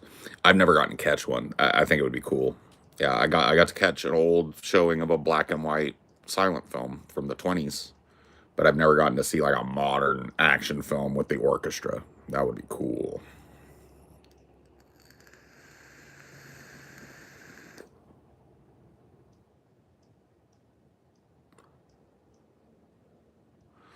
Ever consider putting a garden back there? Yeah, I mean, I could probably do a pretty decent little shade garden back here. I'd have to make sure I grew stuff that doesn't need a lot of direct sunlight. So I'm limited in crop where I'm at because I'm just way deep under this canopy, bro. I don't get a lot of direct sunlight anywhere. So, but the thing that keeps me from wanting to kind of muck around with that is like, I don't own this place. I'm not going to live here for longer than maybe 2-3 years max, probably. And so it's like, do I want to put in all the effort creating a nice little garden back here that's just going to get fucked up when the next person comes and doesn't maintain it? Probably not.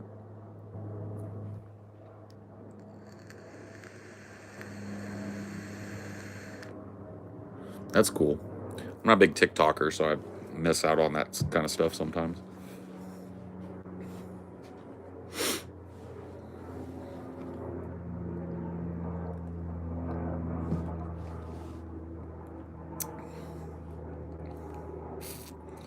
Raised bed, yeah. Well, that's what I want to do. And my mom had raised bed garden with the, custom built boxes and the soil and all that. And she kept it for years. She called it a salsa garden. It was tomatoes, scallions, onions, jalapenos, habaneros, serranos, fresnos, a bunch of chilies, and garlic, and so she grew what she called a salsa garden, and she kept it for about 20 years. And if I get settled in a place, I'm gonna try and see if I can do up a salsa garden. I don't know if they would do as well this far north.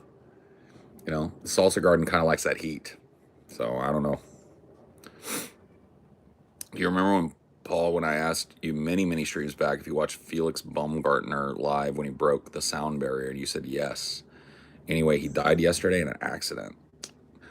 Sad, not shocking. That dude is crazy. That dude is fucking nuts. That's the guy that went up into orbit and dove onto the planet from orbit, basically, from low orbit. He wasn't like all the way up at the moon or some shit. Dude was, you could see the whole fucking arc of the globe, and he leapt out of something and fell all the way down, and that is nuts. But a guy like that, that's fucking chasing the tiger, chasing that thrill, it is not shocking to hear that he fucking died. Not shocking. Sad, because he's fucking awesome, but what do you expect? I'm so freaking high right now. Good for you, buddy.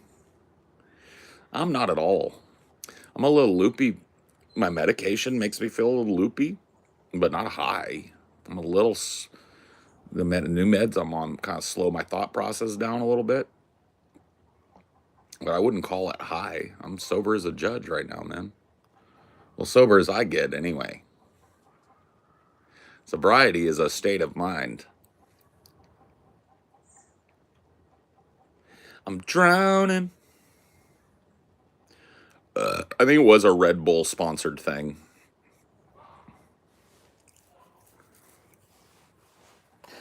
Yeah, I mean, Jareth, you're right. I mean, live by the sword, die by the sword, right?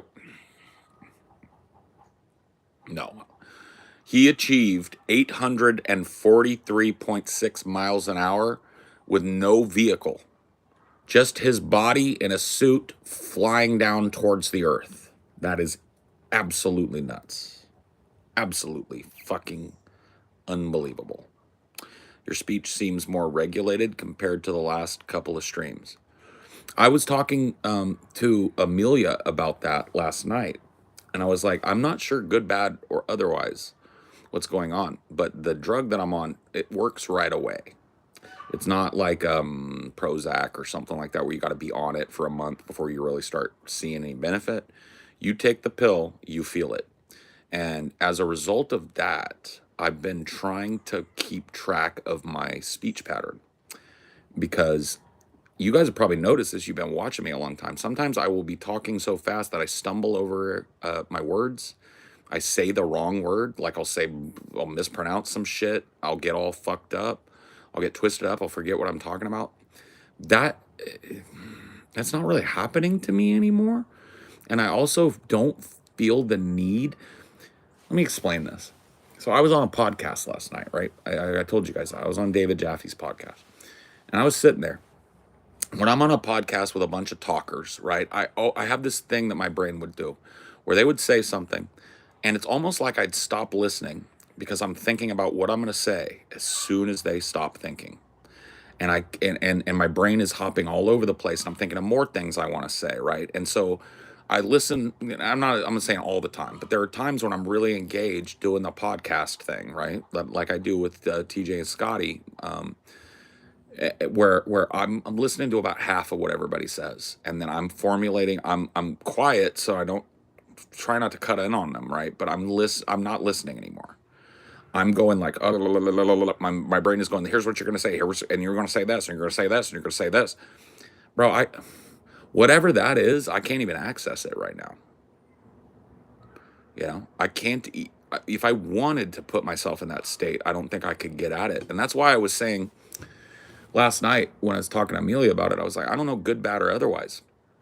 Because I don't know how people are going to feel about me being different.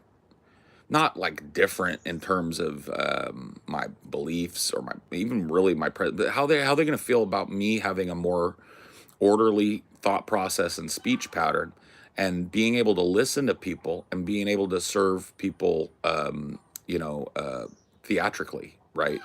So instead of not listening to the last half of what TJ's saying, because I really want to say this thing, I'm going to just listen to what TJ's saying. And then if I want to say something at the end of what he's saying, I say it.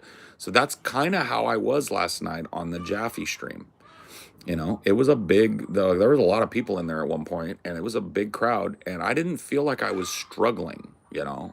A couple of times I tried to overtalk, you know, a couple of times I'd jump in, but that's just Discord lag shit. It's like there's a second or less between when the person on the Discord actually stops talking and when you hear it. And so, you know, it can cause you to kind of cut people off. That's just Discord shit. Last night, I didn't feel like I was like fucking on fire to say one thing to the point where I couldn't listen to what anybody was saying or let people finish a thought. So it's interesting, you know, and I don't know. I honestly do not know what it is going to mean for the dynamic of our show, our live show, right? For me personally, I don't think it's going to be harder for me to do it, but I do think that people are going to notice a little bit of a difference in how I talk and how I speak and how I think, because there's a big difference. You know, this medication has really, really, I'm not saying helped yet because I've only been on it just under a week. But definitely has made an impact on my mental process and my mental health. Is education crucial to having a good life and living a yes, absolutely crucial. I personally struggle to tell the difference. Not that there's a difference. Maybe, yeah, I don't know, man. I'm still learning, right, about my own mind. Say it makes you a better listener. Maybe, well, a more active listener, because like I said, you guys understand what I'm saying when I talk about, like, TJ's on a rant, right? He's going to be talking for a minute. I listen to about the first, 20, 30 seconds of that, and then I know what I want to say, and I'm thinking about it, and I'm running through it in my head. You're going to say this, you're going to use this inflection, you're going to use this tone. No. Maybe you want to see this. That is not listening to TJ. That is, I think I know where TJ's going with this, so I'm just going to cut him off mentally, and I'm going to come up with what I want to say next. And then I try and jump in, and Scotty tries to jump in, because they're all doing the same thing. And it can create this over chatter thing where you're having a conversation that's not really a conversation, And I never really even thought about that as an expression of my mental illness, but maybe it is. I can tell you this: I don't feel that way now. I feel like it's easier for me to connect up and decide what I want to say and come up with that extemporaneous thought and then just be done with it.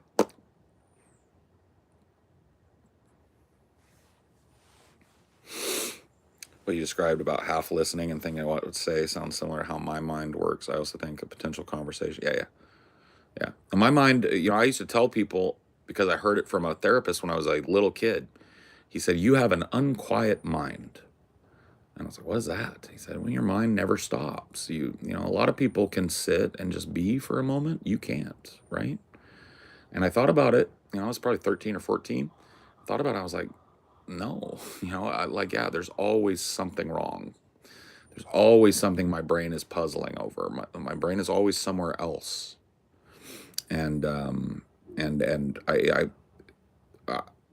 I just thought that hey, this is a peculiarity of my illness or my mind, right? I just have a really rapid, disorderly thought process. Maybe I don't, maybe I shouldn't. Maybe that's a brain chemistry thing,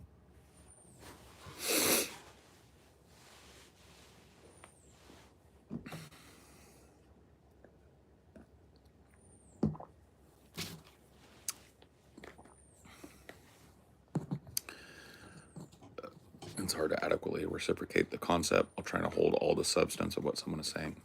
It is, but I don't know. I'm not, it is a new thing for me. This is a new dosage of a brand new drug. I've never been on a drug like this because I've never been diagnosed with what this drug treats. But,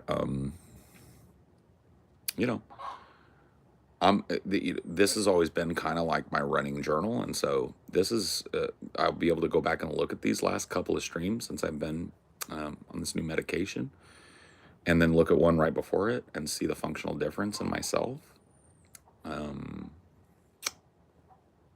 I don't know.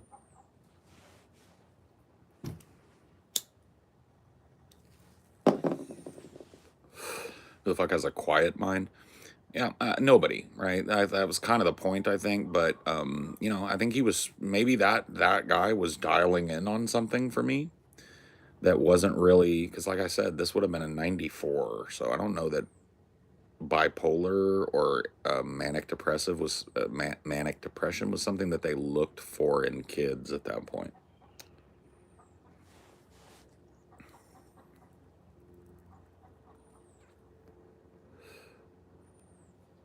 I don't know. It's one of those things, though. It's just keeping tabs on it, right? How do you feel? Like, what is this drug doing to you functionally? And from what I can notice, a few days on it, regulates my speech a little bit, makes it a little easier for me to slow down and mull over a thought before I spit it out. I don't feel the need to be like, hard to explain. But that's where I'm at, kind of ish.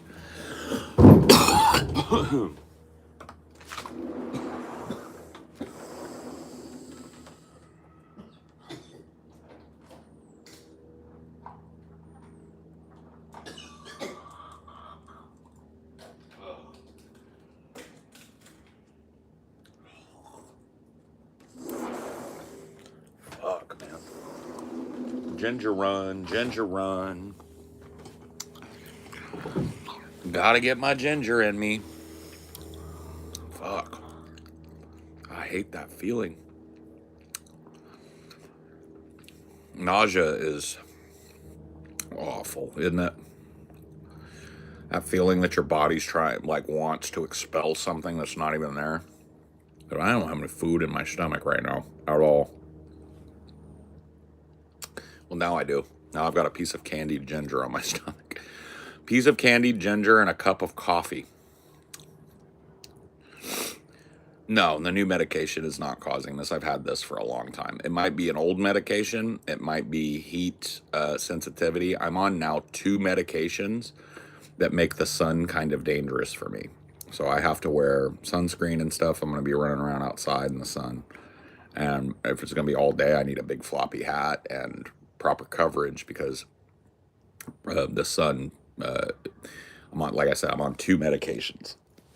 2 separate medications, individual things, right, for individual things that absolutely you can't be out in the sun, you know. So that's part of it. I think I'm sitting outside here. I'm not in the sun, but I do think that the like heat of the spring and the summer exacerbate the nausea stuff that I have in the mornings. I think it's because I take a fistful of pills every day, and yeah, that's what I think. And I think it's also my allergies. You guys hear me sniffling and shit. I'm not just like swallowing snot all the time. I got postnasal drip, and that builds up in your stomach and makes your stomach all sour and shit.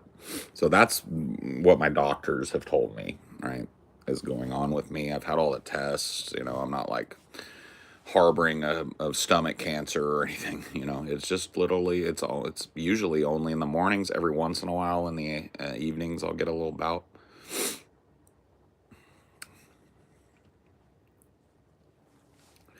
You have a big floppy hat? Not yet. Not yet, no. My doctor tells me you gotta get one, you know. But I'm not really out in the sun a lot. And when I was for over the 4th of July holiday, I just slathered on a lot of sunscreen and stuff and stayed in the shade.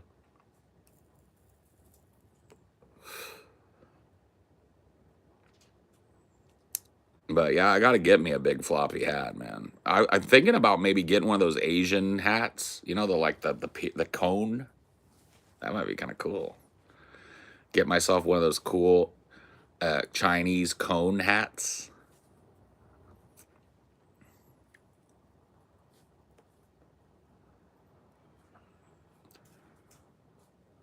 Yeah, the rice paddy hats. Yeah.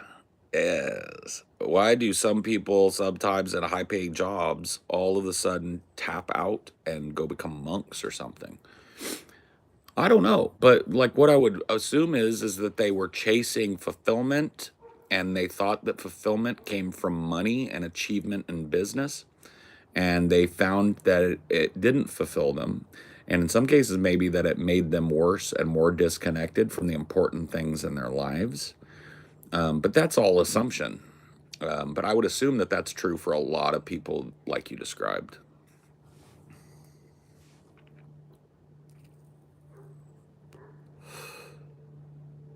Can a white man wear one of those?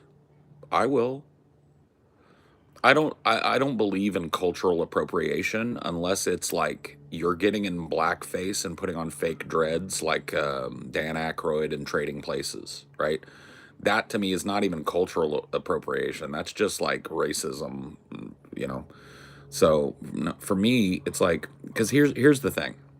This cultural appropriation thing has been a thing here in America for 10, 15 years now. It's mostly college age kids and ultra lefties that harp about it, and it's mostly white kids, which is what bothers me, right? Because it's a bunch of like white kids or white presenting kids getting offended for whole groups of people. And when you look at how those people feel by and large, they love sharing their culture. So it's like people will get all bent out of shape, right? About a woman wearing a bindi. That's that little jewel that, cultural Indian people will wear, right? And they'll see a white woman wearing a bindi and they'll go, "Oh my God, you fucking call," or a sari, which is like the traditional Indian garb, right? They'll see a white woman in a sari and a bindi and they'll go, "You fucking cultural appropriator. You have no respect for their culture." It's a bunch of white people yelling at another white person for dressing a certain way.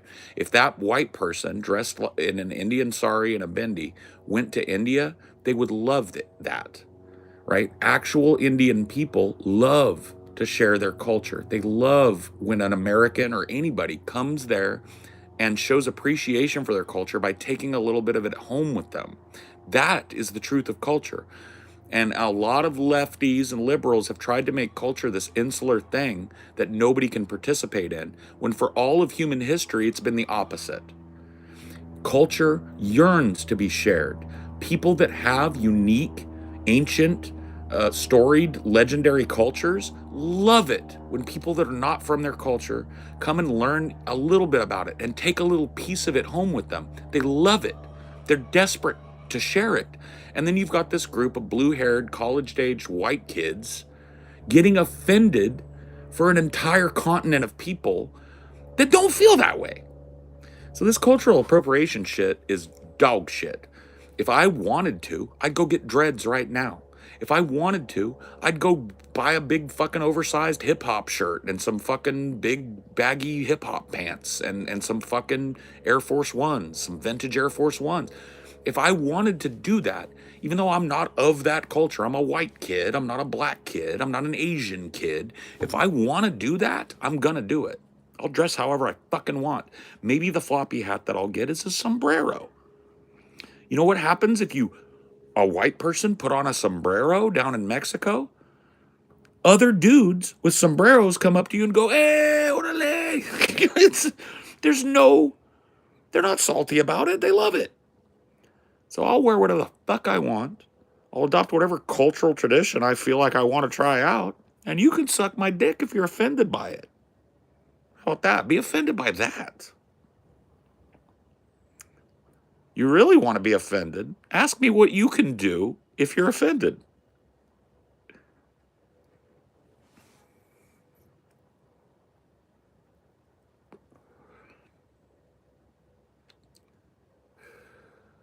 No, probably not. I don't think we'll see Rick Moranis again.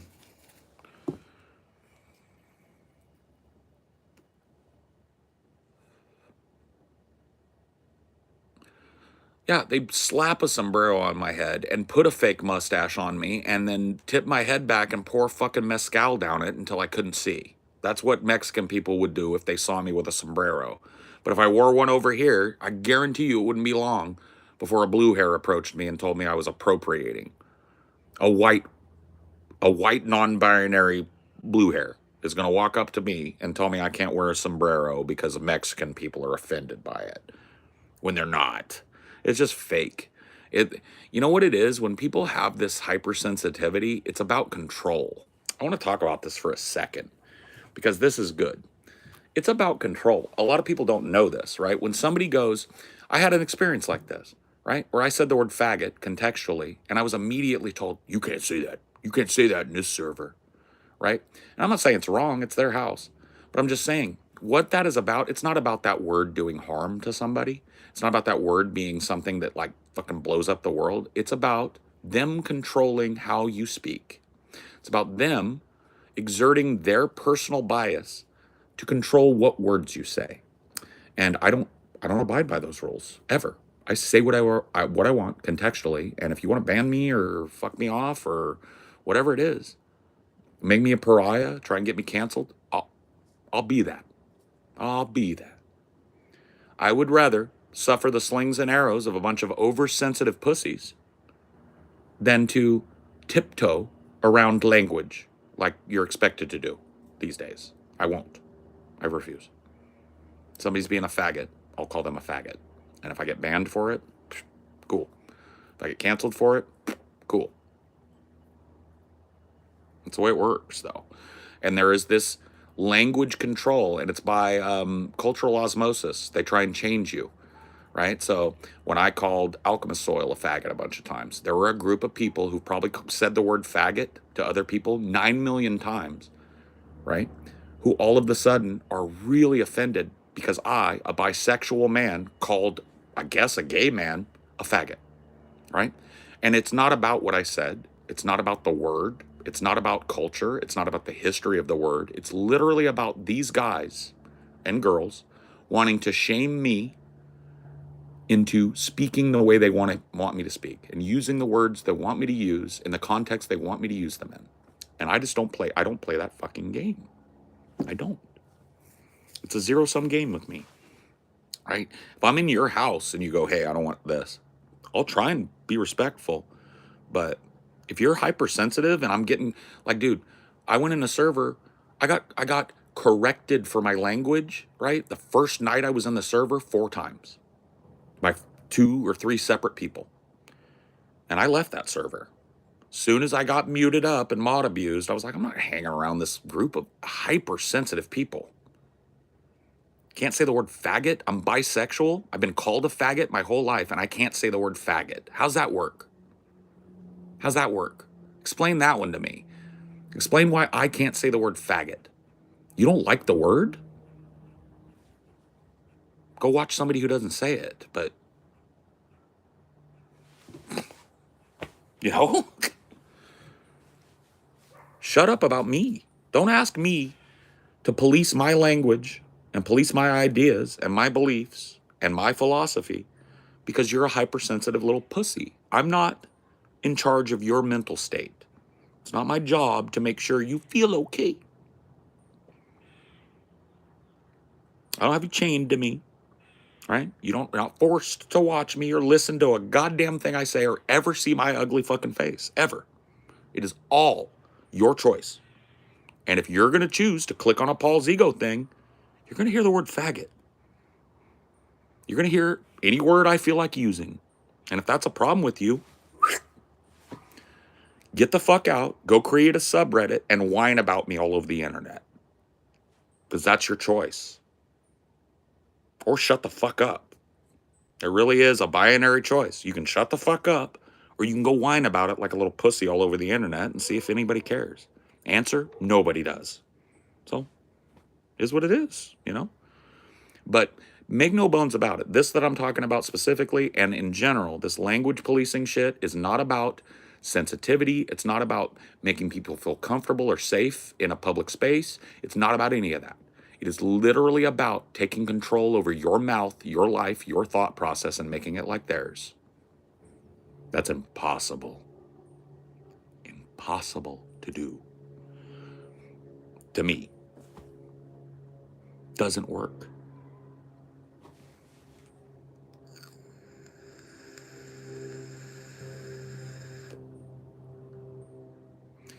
And it's gotten out of control. Like the amount of people that think that because or anybody said the word faggot or talked about something edgy, that it's now their impetus to go out on the internet and try and get that person canceled is just the most backwards pussy behavior that I've ever seen out of a human being. Ever. I think so lowly of these people, right? Not just the ones that are trolling me or whatever you want to call it. Obsessed with me is how I would put it, right? Not just those people. I'm talking about in general. These hypersensitive little pussies that are just, they're like a clit. They're just hanging out there like, oh, don't touch me. Oh, touch me. And they're just waiting for somebody to say faggot or somebody to say a political opinion they don't agree with. And then it's like, you don't know me. My family are migrants. You blah, blah, blah. And it's just like, shut up. Your mental state and past and history has no bearing on how I feel about this. So fuck off. You don't like it? Leave.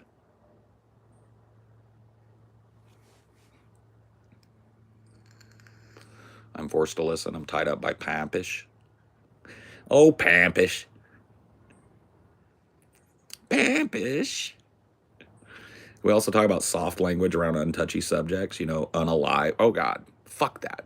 Committed suicide. Committed suicide. Committed suicide. Killed himself. Killed himself. Fuck that. People do it, and we can't say the word because it might make somebody feel bad. Fuck you. Somebody kills themselves. I say he killed himself. He committed suicide. He murdered himself. And I'll say it over and over, and if YouTube wants to fucking ban me, that's retarded. Unalived, Minecrafted himself. Fuck you, pussy. The reality is, a dude stuck a gun in his mouth and blew his brains out the back of his head. He didn't unalive himself. He didn't commit a Minecraft. Rape, another one. I will say rape. If somebody gets raped, I will say rape. You're sensitive about the word rape? Get the fuck out of here. Don't ask me not to say it. Don't tell me I can't talk about it. I will.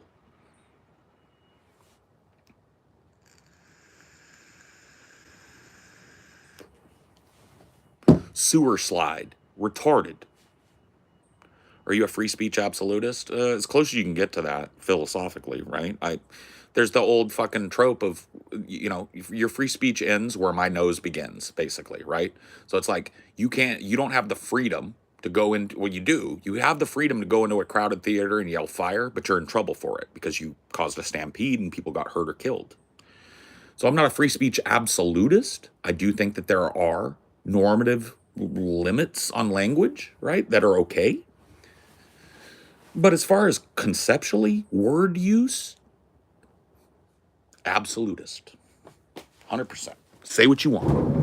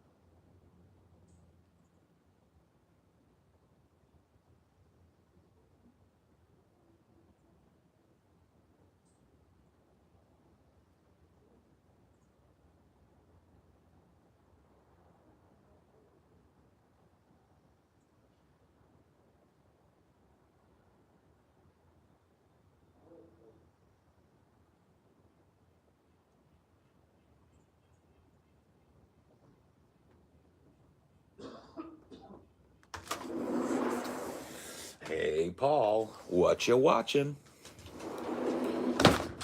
Patrons and members, got a hot drop coming in soon. Maybe later today, maybe early tomorrow. Hey, Paul, what you watching?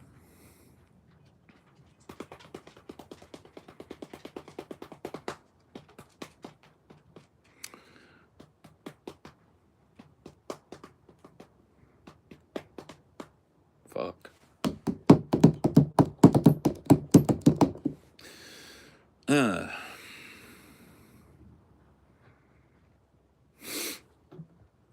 Kick the bucket and offed themselves are better euphemism, but soft language is infuriating. It is.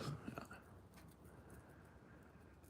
Is Amelia better than you at editing and cutting videos together? Yes. Yes. She is my creative collaborator. We are 50-50. She's an amazingly talented writer, researcher, and editor, and she's getting better every day.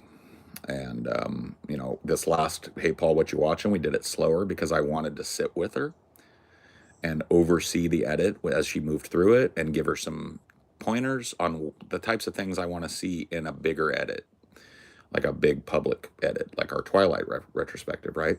And so I had her do the first movie of the new Hey Paul, what you watching? And I expected I was going to come see it and it would be okay, and I would tell her do this, do that, change this.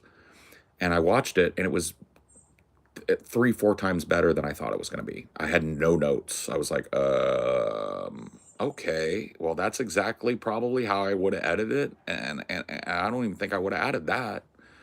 And so what ended up happening, instead of this last Hey Paul, what you watching being a learning experience, Amelia just started playgrounding it on her own, right? She's like, I want to add this, I want to try this, not because it needs to be in Hey Paul, what you watching, but because I want to know how to do it for a bigger, more heavily edited review. Yeah, I mean, I'm really happy where I am creatively and business wise right now. You know, I don't like to talk about you know, super like numbers and all of that, right? But you know, I will tell you guys this: like, I am now signatory authority on 2 separate LLCs, one of which Amelia and I are the whole owners of. So we are a married couple, joint owners of an LLC now. And then I'm a signatory authority, obviously, on the main LLC. And creatively speaking, it's liberating because now I own, right? And she owns, and it's ours. It's our baby. It's our thing. And you know, obviously my partners, I show them my scripts. I ask them for feedback. But as far as that goes, they're not making the video. I am, right? And so that is such a liberating feeling. And it's super liberating too that I have a partner, a wife, and a business partner and a creative collaborator that is so in sync with me that we don't have to like overwatch each other, right? So that's cool.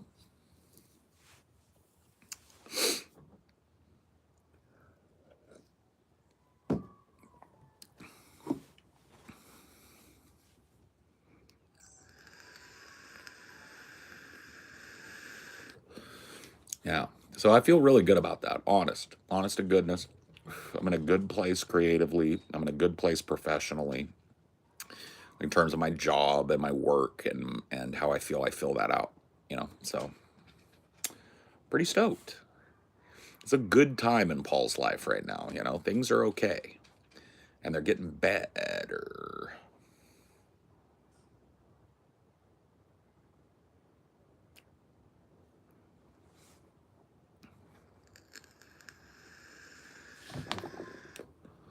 I'm gonna get into percussion, trying to find a good music making app to put something together. Can't find any good ones. Bandcamp is pretty good, or whatever it became on iOS. Let's see. Open Bandcamp. It doesn't look like you have an app name. Open musical instruments. It doesn't look like you have an app name. Okay, I don't have it. I have played with it. You can do piano, strings, percussion, right? It's pretty good. Yeah, GarageBand is what it's called. It's an Apple product, so you'll have to have an iPhone or something for it probably. But yeah, that's the one I've fucked with. And then there's FL Studio, which used to be Fruity Loops, and you can get that too. That's a little bit more production level, right? On a Samsung, yeah, I don't know, bud. Yeah, I first played with it on an iPad, and now it's a thing on the phone too.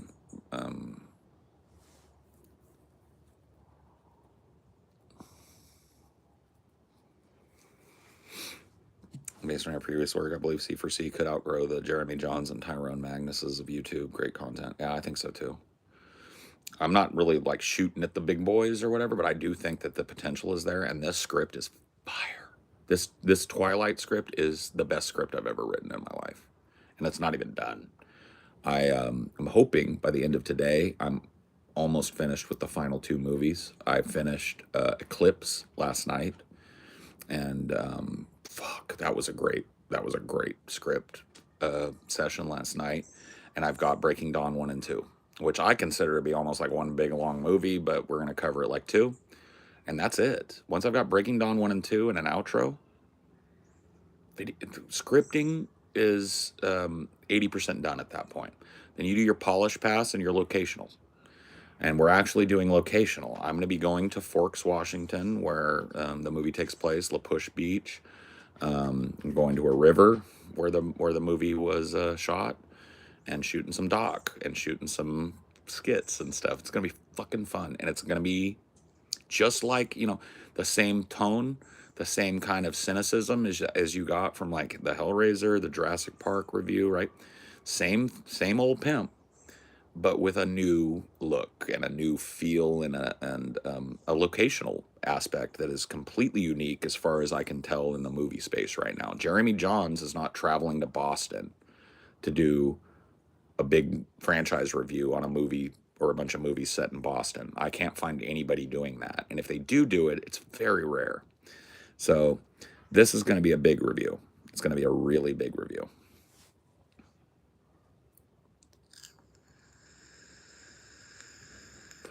And if it does well, right, you guys understand the business end of it, right? If it does well, like if this video is good, and I know that me going locational made it better, that's my gig. That's my gimmick now, right? I do a movie franchise retrospective, and that movie series is set in a city or an area.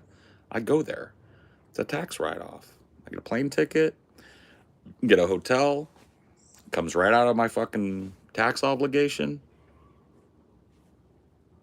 Why wouldn't I, at that point? Oh, bro, you're underhyped. I got to tell you, Tiggy, I'm not usually this guy.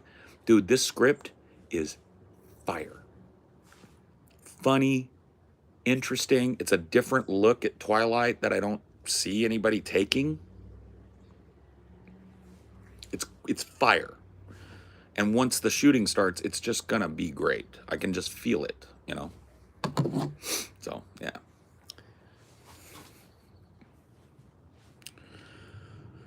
Do you think people are inherently good or bad? Or do we just, this is nature versus nurture. So, or do we just become what life shapes us into?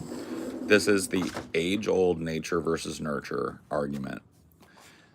It's like, I use Jeff Dahmer a lot. Was Jeff Dahmer a serial killer because he was born that way?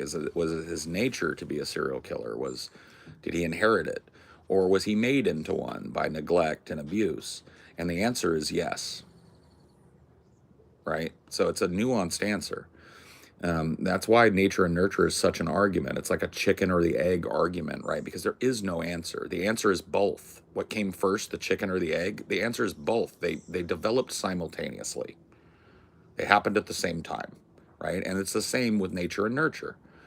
You have a brain chemistry, you have a genetic makeup that you inherited from both of your parents. That's nature. There's nothing you can do about that at this point in history other than medicate to change that brain chemistry, right?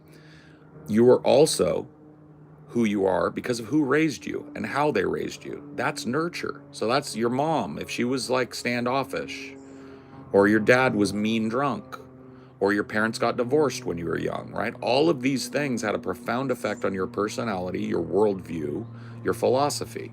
So when people bring me this nature nurture thing, I always have to tell them, yes, it is both. Both. Always.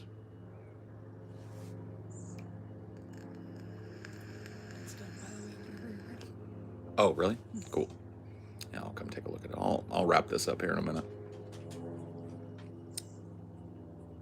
Hey, Paul, what you watching? You live forever. Would you want to? Why or why not? That's a sticky one, right? Because what do you mean live forever? Am I functionally immortal? Like I can't be killed. So if I decide to opt out, there's no way to opt out? No.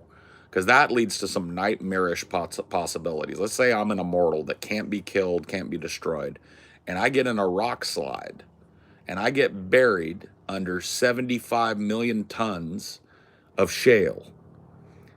A human being would die almost instantly and be crushed, but I wouldn't die. I would just be trapped. Or let's say somebody chained me up, Sopranos style, and threw me off a boat. I would be drowning forever. I'm drowning. So no, I don't think I would want to live forever, ever.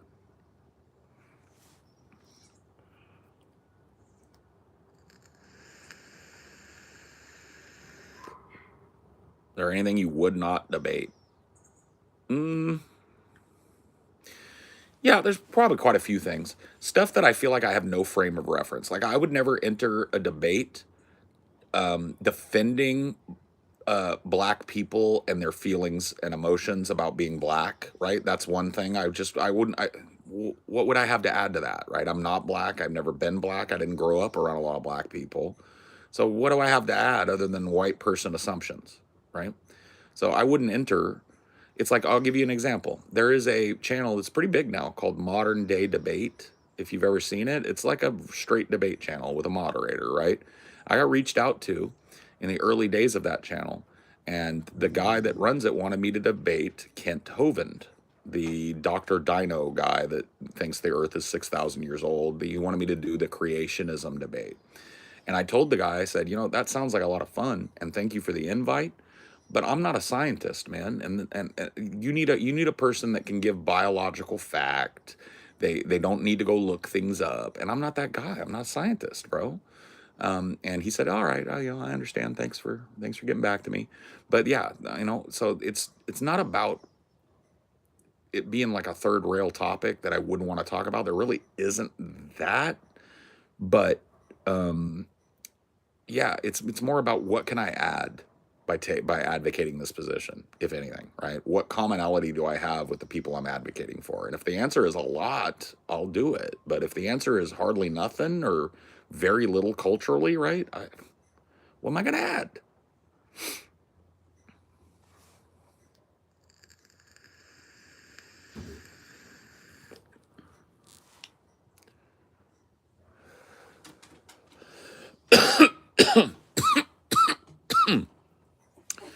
Is it more important to be happy or to be right? Neither of those things are important.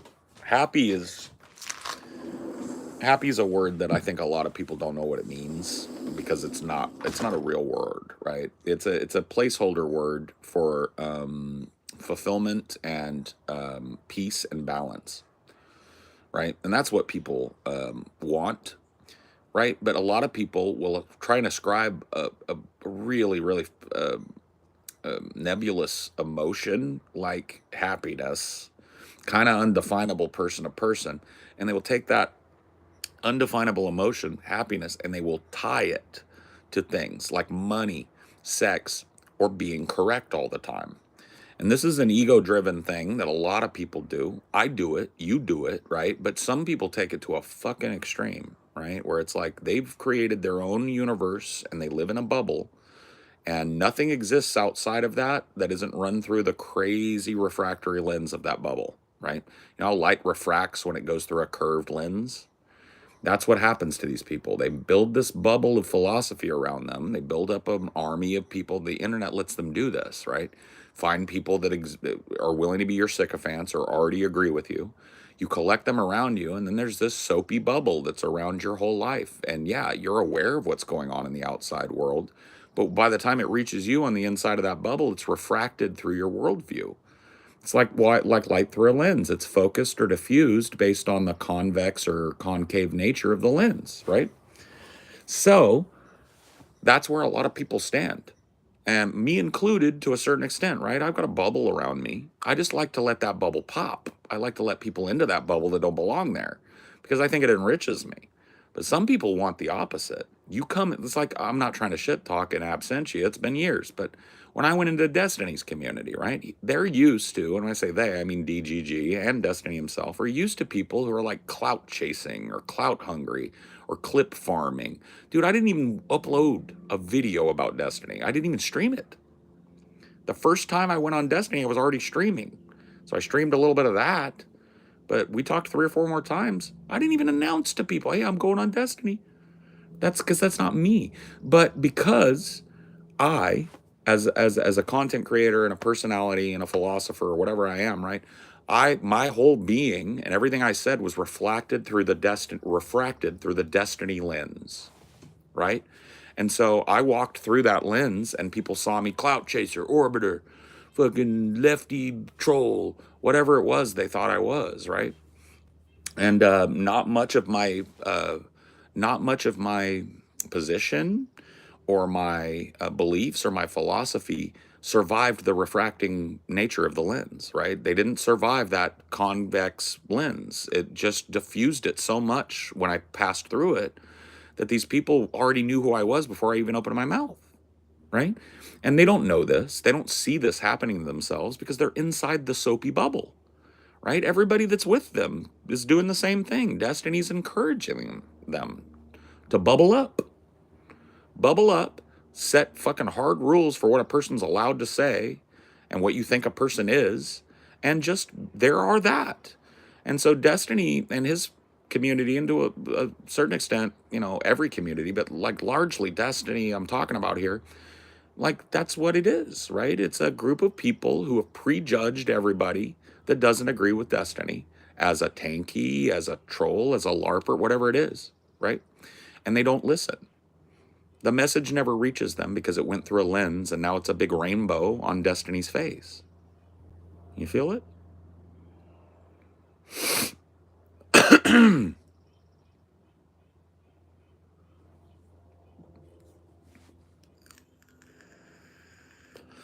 Do we truly have free will, or are we just reacting to everything that's ever happened to us? Free will is an illusion. Free will is it's a psychological management technique. You want, and I don't blame you, you want to believe that you are an individuated person, that you have paths ahead of you, and you have the ultimate choice of which path you walk down, and that makes you an individual with free will. And it's a very comforting thought. But the truth of the matter is, if you're standing on a road and there are 4 or 5 or 10 or 100 different paths ahead of you, those paths are the result of things you had no control over. Things like what country you were born in, what religion you were indoctrinated into, what your family structure is, if any at all. All of those things, right? And a million other little unquantifiable things, right? All of those things are why you're standing where you are on the road and looking at what paths you're looking at. So it's a comforting fiction, free will, but it is a fiction. We live in a deterministic universe, right? Cause and effect.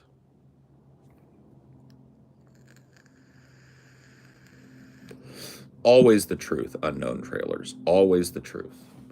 The truth shall set you free, right? Even if it's harsh and ugly and something that you don't want to be true, you know, it's sunlight. It's a disinfectant. Knowing what's true, or the closest you can get to it, because I don't believe in truth either, not ultimate truth. But the closest you can get to a personal truth, the better you are. But what's true is what's true for you. Scientologists are right about that, if nothing else.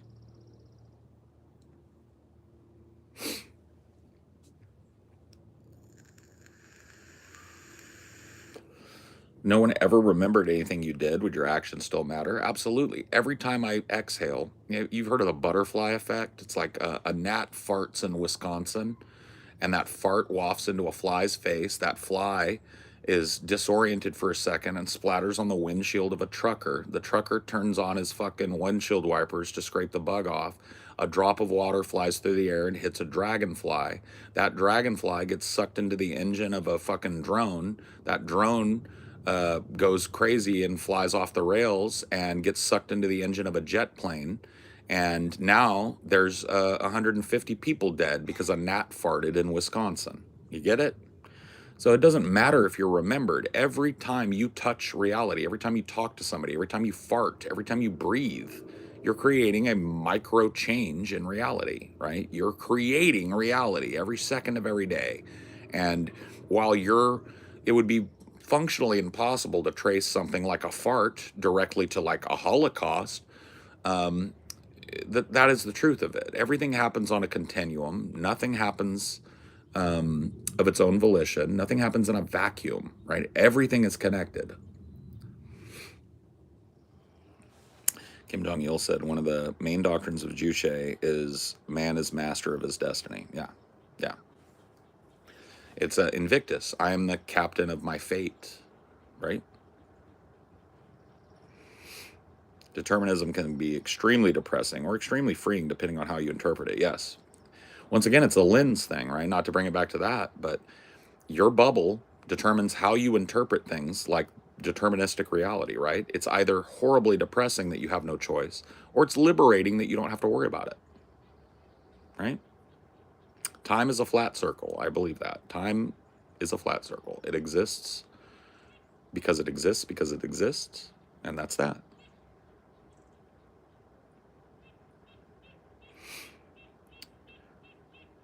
Stepping on one ant leads to the death of thousands. Right. It's the butterfly effect. There's actually a movie about it. It's kind of an absurd movie, but you get the drift, right? One little action here can have profound repercussions all the way across the globe, theoretically, right? Or functionally. So anyway, I'm going to go, and I will see you guys some other time.